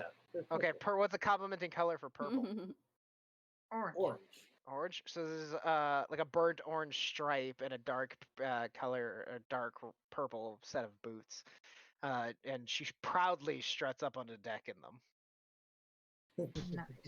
Damn, those are nice You shoes. Doing the Just new glasses boot goof. thing. It's like watch this, and I like leap in a single bound Leap over into the air. everybody's head. Yeah. Like do the whole Superman landing. It's like whoosh. Or Superman. Don't you do this?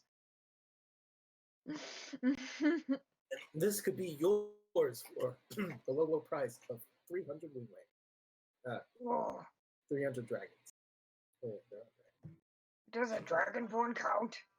You bring in three no, I dragonborns. don't serve in people. I mean, yes, they do. If that's Great. but your money's no good here if you're giving me dragon, especially you. Plus, just ask, and I will get you. Oh. I can look nice. Yeah, absolutely. Like you should. Oh Do you my want to try God. one? Yes! I don't Yes, yes, yes, yes, yes! I want to be able to jump. I can't fly, but I can jump now.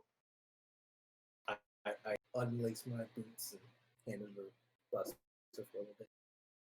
Nice. I want to try those boots on. You can put them on. You'll have to attune to them. which means I'll have to take a short rest, but it has the same effect. I guess I can move them from Uzi's character sheet to yours. Oh, oh. Unless you wanted them, Jordan. I mean, you made them. Take them later. Try and hold on to them for me for a little. Okay. Hell the fuck yes. Buster. Boots of striding and springing. There you Thank you. go. Yeah, a new look. So you guys pull into the city of Baldur's Gate, into the dock, the river basically that leads up to it. The city itself is overhung by this constant like smoke. And as soon as you like the area just outside of the like just along the docks, where the ship docks seems fairly clean. Um, but the stink of this place hits you fairly quickly. The smell of old fish and just too many people clustered together in one place, that smell of just city and sewage and filth. It stands in stark contrast to Waterdeep. The area immediately around you um, is like a touristy area. So the buildings are nice, but you can see like maybe one or two streets back, it quickly degrades. And it stands in a pretty stark contrast to Waterdeep, which is the big city you guys are used to. And you guys offload off the ship, your baggage waiting for you when you get off. And immediately, as soon as you get off the ship, as soon as you're 15 feet away from it, barkers begin barkers begin yelling out, trying to get your attention. There's people selling cigars and booze and clothes and cheap jewelry, and they're trying to get everyone's attention. Layla's gonna put on a mask. Sure, it helps. Yeah.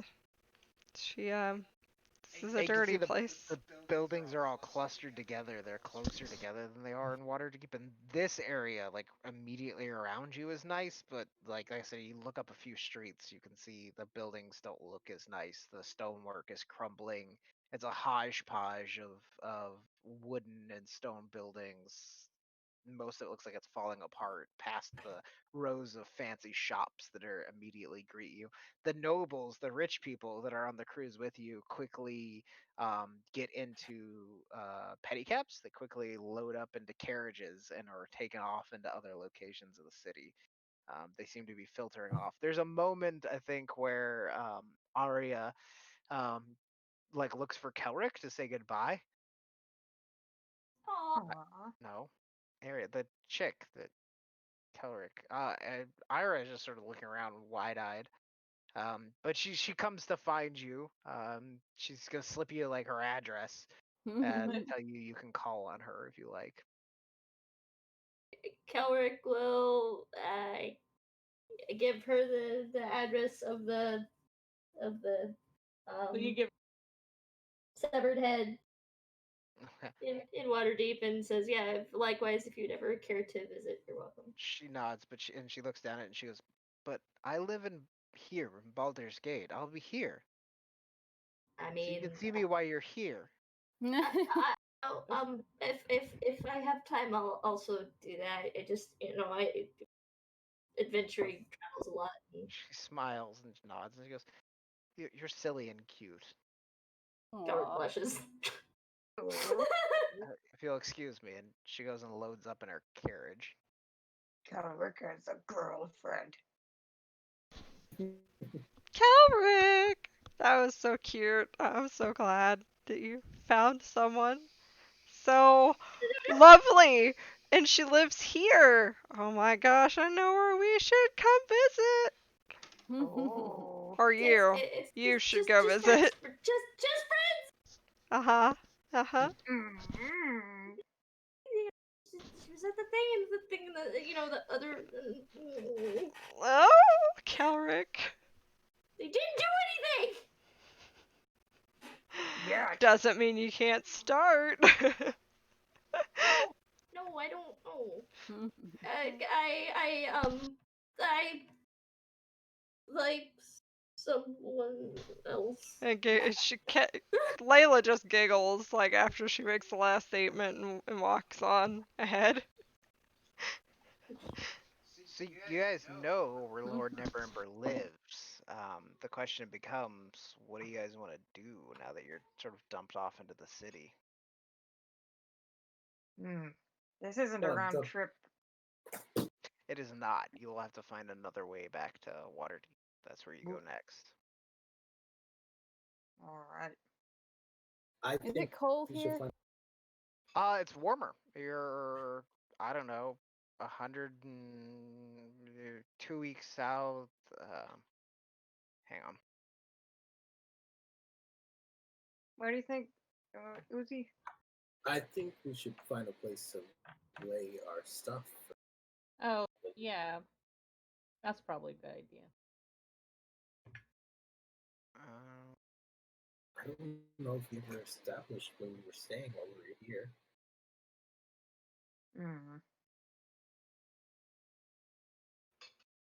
100 miles. We saw a per- shiny boat. We went for it.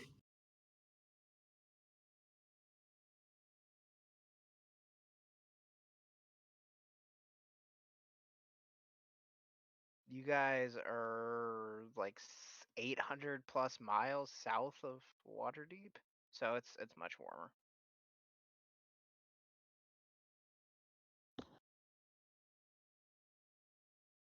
So you guys want to try to find an inn?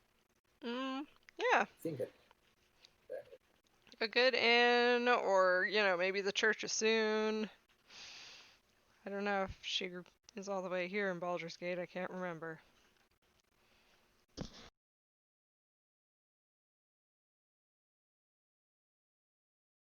Cool. So as you guys move into the city, you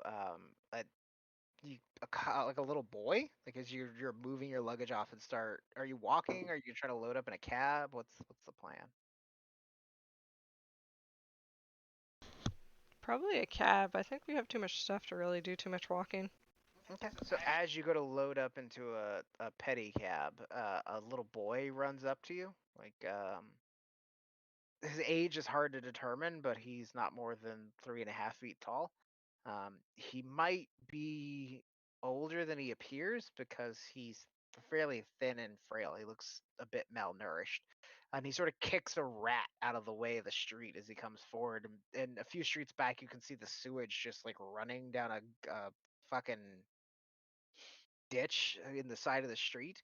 It seems like they don't have the sewage system here that Waterdeep has. And he runs forward to the group of you, and he's like waving, trying to get your attention. Layla's gonna walk toward the boy. Okay, he runs up to you, and he's like, "Hello, Mister. Are you new in town?" Hmm. Yes. He nods, and he's like, "Well, my name is Pike, and I am a local guide, and I would be very happy to have your bags delivered to the finest inn in the city, and then give you a tour around town if you like." Can I insight check this kid? Yeah. That doesn't sound right. And if you have any horses that you brought along with you, any livestock, I know where the best place is to stable them. This kid's full of shit. This is a con. Yeah, no, I think we're good. It's just a couple copper, and I can take your baggage to the inn. Well, let me tell you something. She's gonna kind of lean down. It's Elf Song Tavern. It's the nicest place, and they hold a room for me for my clients. How about I give you a silver and you tell me a actual good place to stay? He cocks his head to the side, and he's like, "Shit. Tommy Two Cloaks is gonna have my head for this." Continue. I am listening intently. He like goes, all right. Look, Elf Song Tavern's a fine place. Most adventurers like you wear weapons and armor. They come into town. That's where they stay.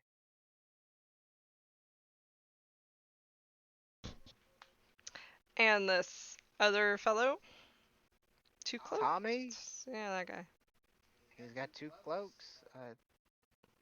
Look, you want my whole life story? You want to give me the silver? Two cloaks get hot. Time. Probably get hot.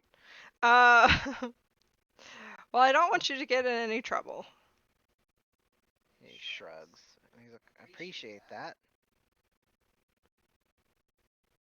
And he holds out his hand, like Yeah. hesitantly. All right, I give him silver. And he goes, look, you seem smarter than most that come through. I'll be honest with you. If the elf song, like I said, it's a fine place. Don't let any barkers trick you into talking to it. And well, if you actually want to know anything about town, um, talk to Lady Elith of the elf song. Tell her that Pike sent you. You just ask for me. I'll come by if you can pay me again. I know my way around. That might come in handy. We might need a little bit of a proper guide. He nods. A he like looks at, upstanding guide. yeah, he like looks at your bags, like a little longingly, and he's like, I guess the silver's better than nothing. Oh my god, here's a gold. Just go on. Like his eyes are big, and he's like, Jesus. oh, I'm gonna tell Tommy that I just got the silver, and he winks at you. Probably better. And he's like, That's a good idea. See, you're he's smart. Like, right, Use that. Tell Lady Iveth that Tommy that Pike sent you. All right, she'll give you a discount. All right. Thank you. And he nods. And if you need anything else, if you actually want somebody to tell you about town, you just let me know. Will do. He scurries off to his next victim. He literally like runs to the next group of people that look like they don't know their way around and starts the same spiel. Fuck it. He's hustling. You made money. Cute kid. Well, I have a soft spot for children. Aw. kids are You do, cool. Layla. We know. Should I So collect that's all. another? No. Please. Just open a freaking orphanage out of freaking. All right. Orphanage and haunted salad bar. No, you see, that's how we get what's the word? Whenever you have a chain, that's how you start a chain. Franchise. Oh, Well, a Franchise, bunch of- thank you. Oh, so Uh, like the orphans run our other Yeah. franchises. So here will be a map of Baldur's Gate. ooh. Where do you guys want to go? So where was that place that The elf song. The Elf Song Tavern. excuse me, yeah. Hmm. Don't know where that is. Like the font. It's unfortunately hard to read on this map, which I didn't realize when I grabbed it. Yeah. Yeah, we're all just kind of Oh, Winking. trying to read. Mm. like that picture of Winnie the Pooh trying to read the letter. See if I can find one with I think it's Want a right little here. Oh Yeah. yeah. Really? I think so. Elf No, song. that definitely looks like an elf song.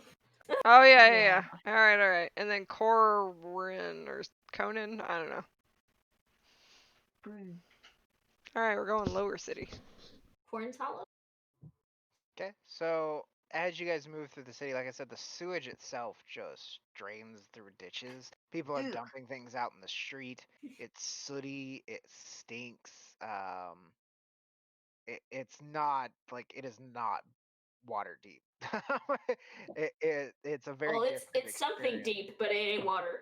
Mhm. Oh my God. Rats scurry about, stray dogs, children beg.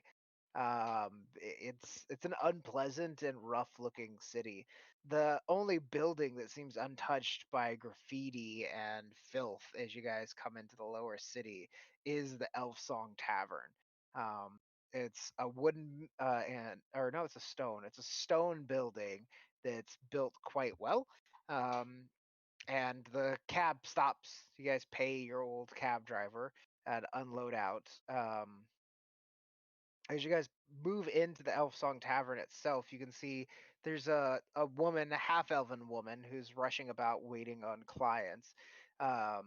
There's a man in the corner who is scribbling away on a piece of paper. He has parchment spread across a table. There's a half orc in one corner with a bunch of cages with rats in them, live rats stacked up. There's a huge hearth, like a giant fireplace, back in one corner, and mounted above it, like hanging on wires, is a taxidermied beholder. The place Ooh. is lowly lit, as it there's small little drifting globes of light slowly bobbing their way about the room, and they're different colors, and that's the only light in the room. Um, yeah, and that's sort of some of the patrons. Other than that, it's a mixed bag of people. Most of them, like the kid told you, are adventurers. You see armor, weapons, holy symbols, and things of that, and sort of running around. The woman sort of breezes past you, and as she goes by, she's like, "Hang on a second."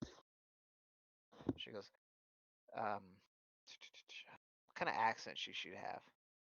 "Hey, I'm walking here." Yeah, she goes, "Hey, just find a place to sit down anywhere. I'll be right with you." With you guys. You guys just sit on down now. Wonder if they have some pizza. Hey, that's our specialty. Hey. Hey! Hey, hey. What do you guys want to Alright. do? Well, I That's it. definitely grab a seat Ugh. somewhere in Uh, the middle. I got like the largest backpack in history. So I guess yeah, I'm gonna like find a spot where it would be out of the way. Okay. Really? She's Ooh. like, so she, a few moments pass. She brings the drink she was carrying over to a table, and she rushes up to your guys' table. She's wearing just like a very simple brown dress. She has long blonde hair, slightly pointed ears. You can see the elven heritage in her. She runs up, flips open a notepad, and she goes, I'll take your orders. I see you got bags. You need rooms. All right then. All right then. How many rooms you need? I got 4 left open. The house is pretty full. Mm. We'll take all 4. All right, 4 rooms, and you guys, you look like the adventuring type. You want some hearty drinks? Oh yes. Like a book. Whatever the house specialty is, and Murder in Baldur's Gate, house specialty. All right. also, are you insert name here from child? Her name is Alice, and she goes, "Yeah, that's me. Oh, I own this place. It's my bar." Pike was telling me about you. Little scamp.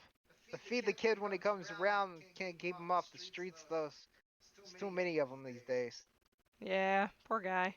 He said to ask you, whatever he told me to.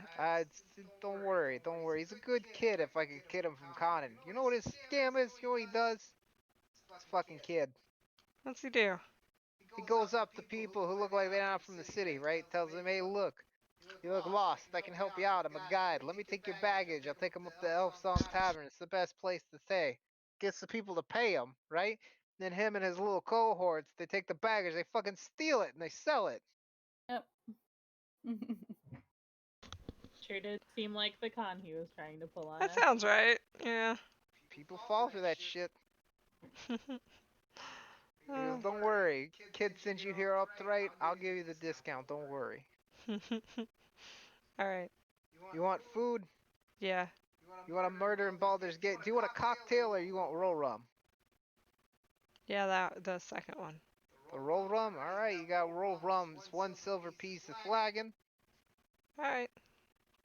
And then you got I don't drink the whole damn flagon in one sitting though, you know, to baby that. What? Really? This is first I've heard. It's a flagon of rum, buddy. And she points at like somebody drinking an ale. It's a big ass glass. She's a flagon. Big. That's not a flagon, that's a wagon. That's a lot of rum.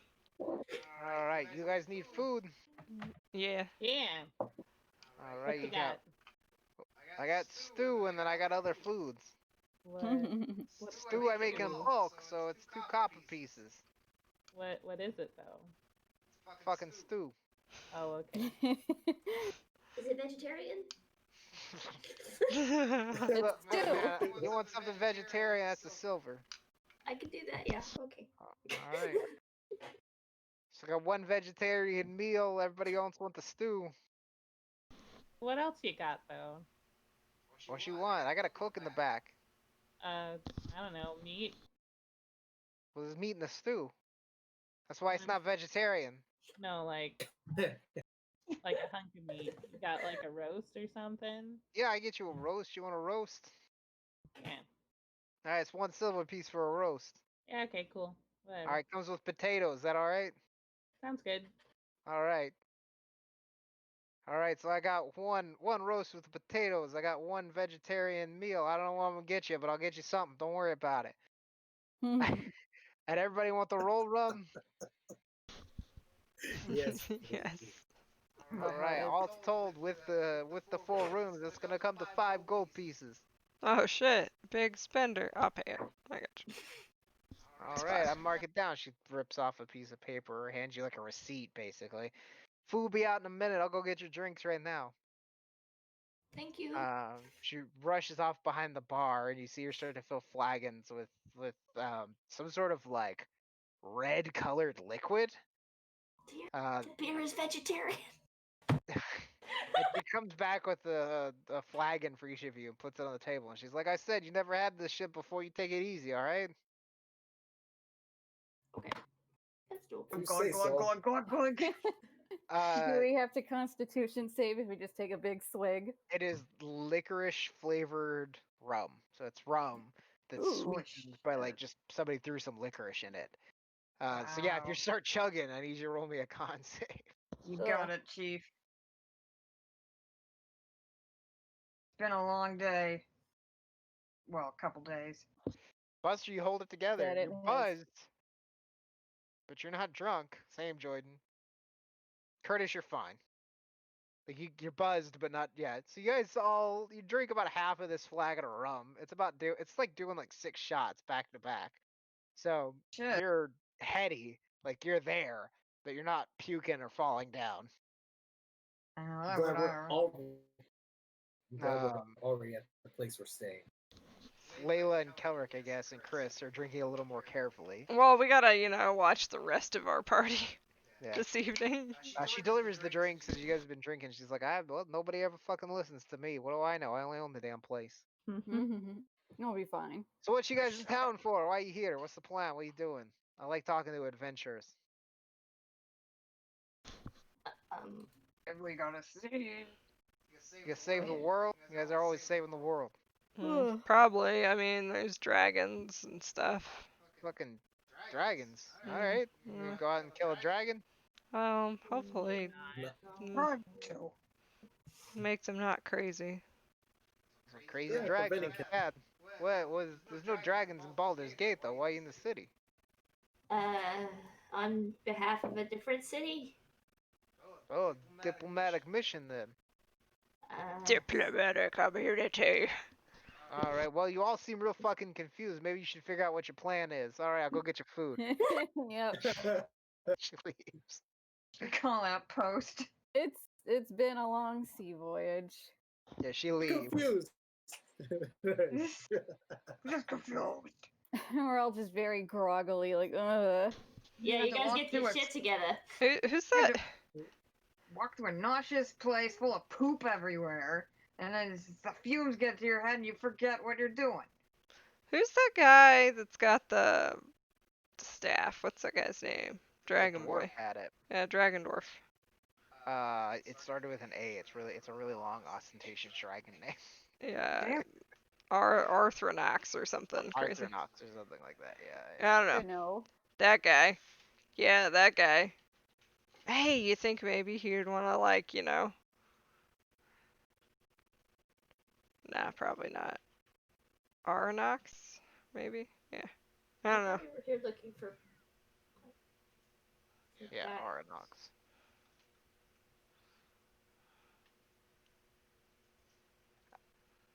I don't know. You guys tell me. What's the plan?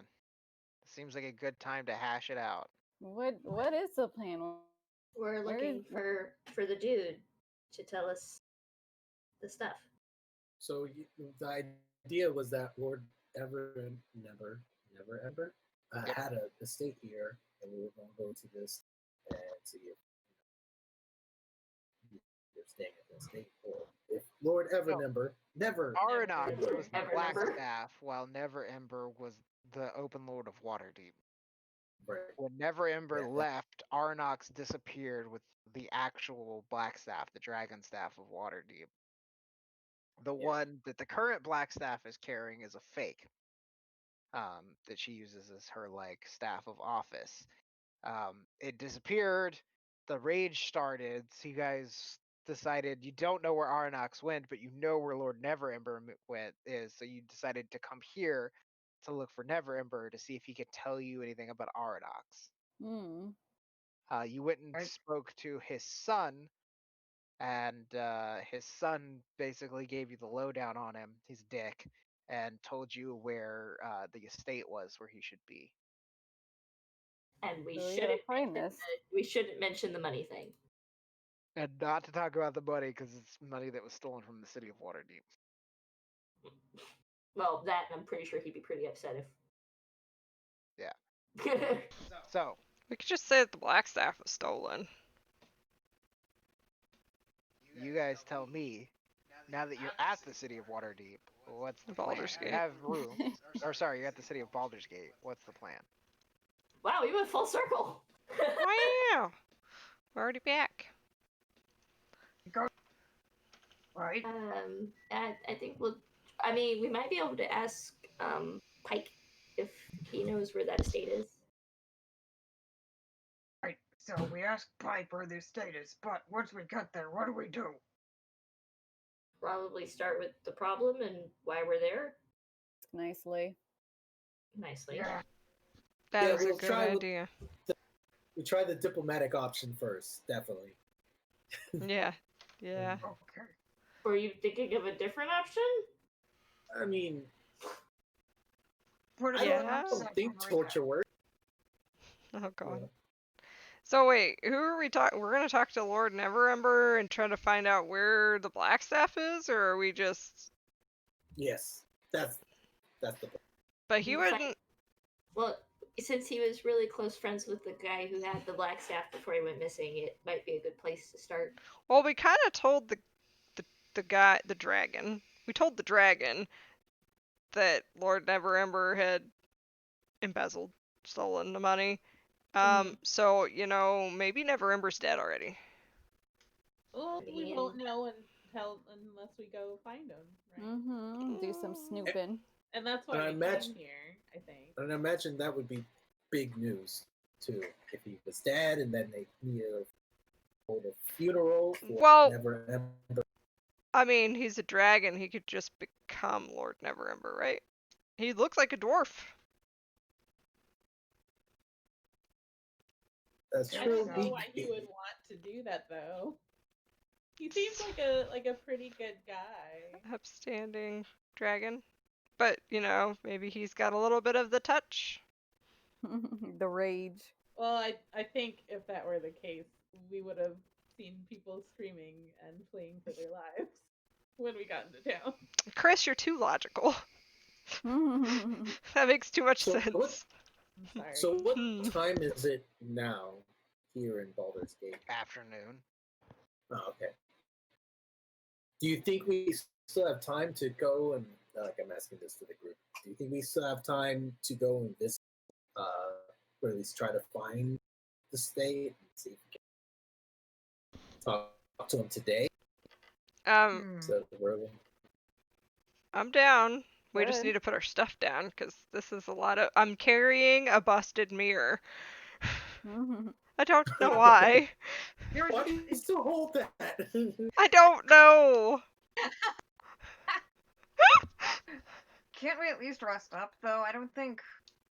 Wait, we did rest up already. Yeah, we you're have. good. You're good. It's been several days. Yeah, forget it.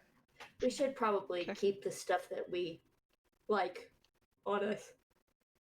I mean, yeah, but I'm gonna offload this mirror in the room. Because I'm not carrying a mirror across town. Not with that attitude! Oh, it's busted too, so it's not like, I don't even know why. For some reason, it's You like, could stab somebody with it. it's pretty Oh, ornate. Give him the chair, but with the table.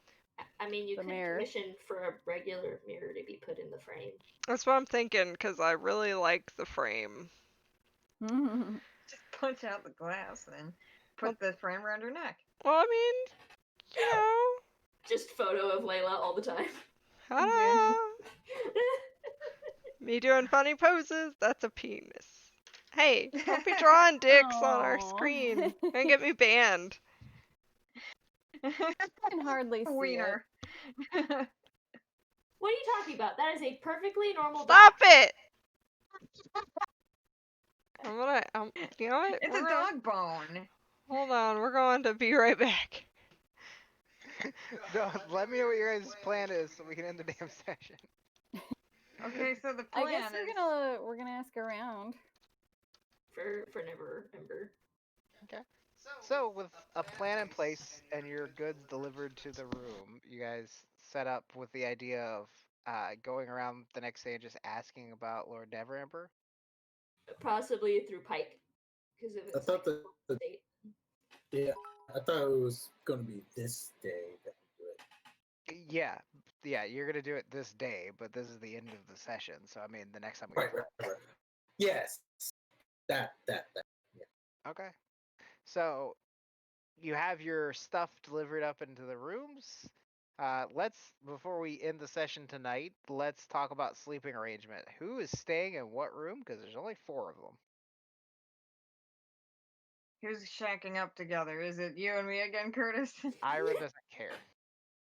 I mean, I guess. I guess As long as technically you don't try to it's kill me happening. again. Hey, as long as you don't try to kill me again. Mm. I talked to Buster and Curtis. Do you think we should separate y'all? You know, just we're not staying here that long. I don't mind rooming with one of y'all. Okay. So- I vote Jordan. Awesome. So me and Buster will be staying in one room. I imagine I'll be Yes. shacking up with Chris. So I'm always shacking up with Chris. Okay, so Aw. that's Roommates. 2 rooms, but there's still 3 people. Because there's Ira, Layla, and Curtis. Well, Ira and Layla probably gonna be in the same room, because Layla's still not, sure about Ira, but... Okay, so everybody sort of turns to Curtis. And Ira says, what room are you going to stay in then, Curtis? Yeah. I can sleep in the tavern. It's fine. No, that What? should No, Really, that's- I'll be all right. No, that should be fine because it's Lila and Ira in one room, it's Curtis in one room, then it's Kelrick and Chris in another, and then Buster and Jordan in the last one. That's all of them.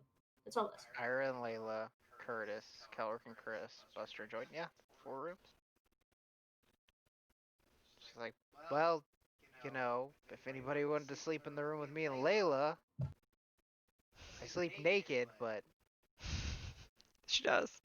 I seen it. Sure, that's lovely. And these room arrangements aren't permanent. We can always, we do the can change move them places. around later. If somebody wanted to sleep in a different room. Kelrick. Curtis! Curtis, are you sure you wanna be alone? Oh yeah, I'll be fine.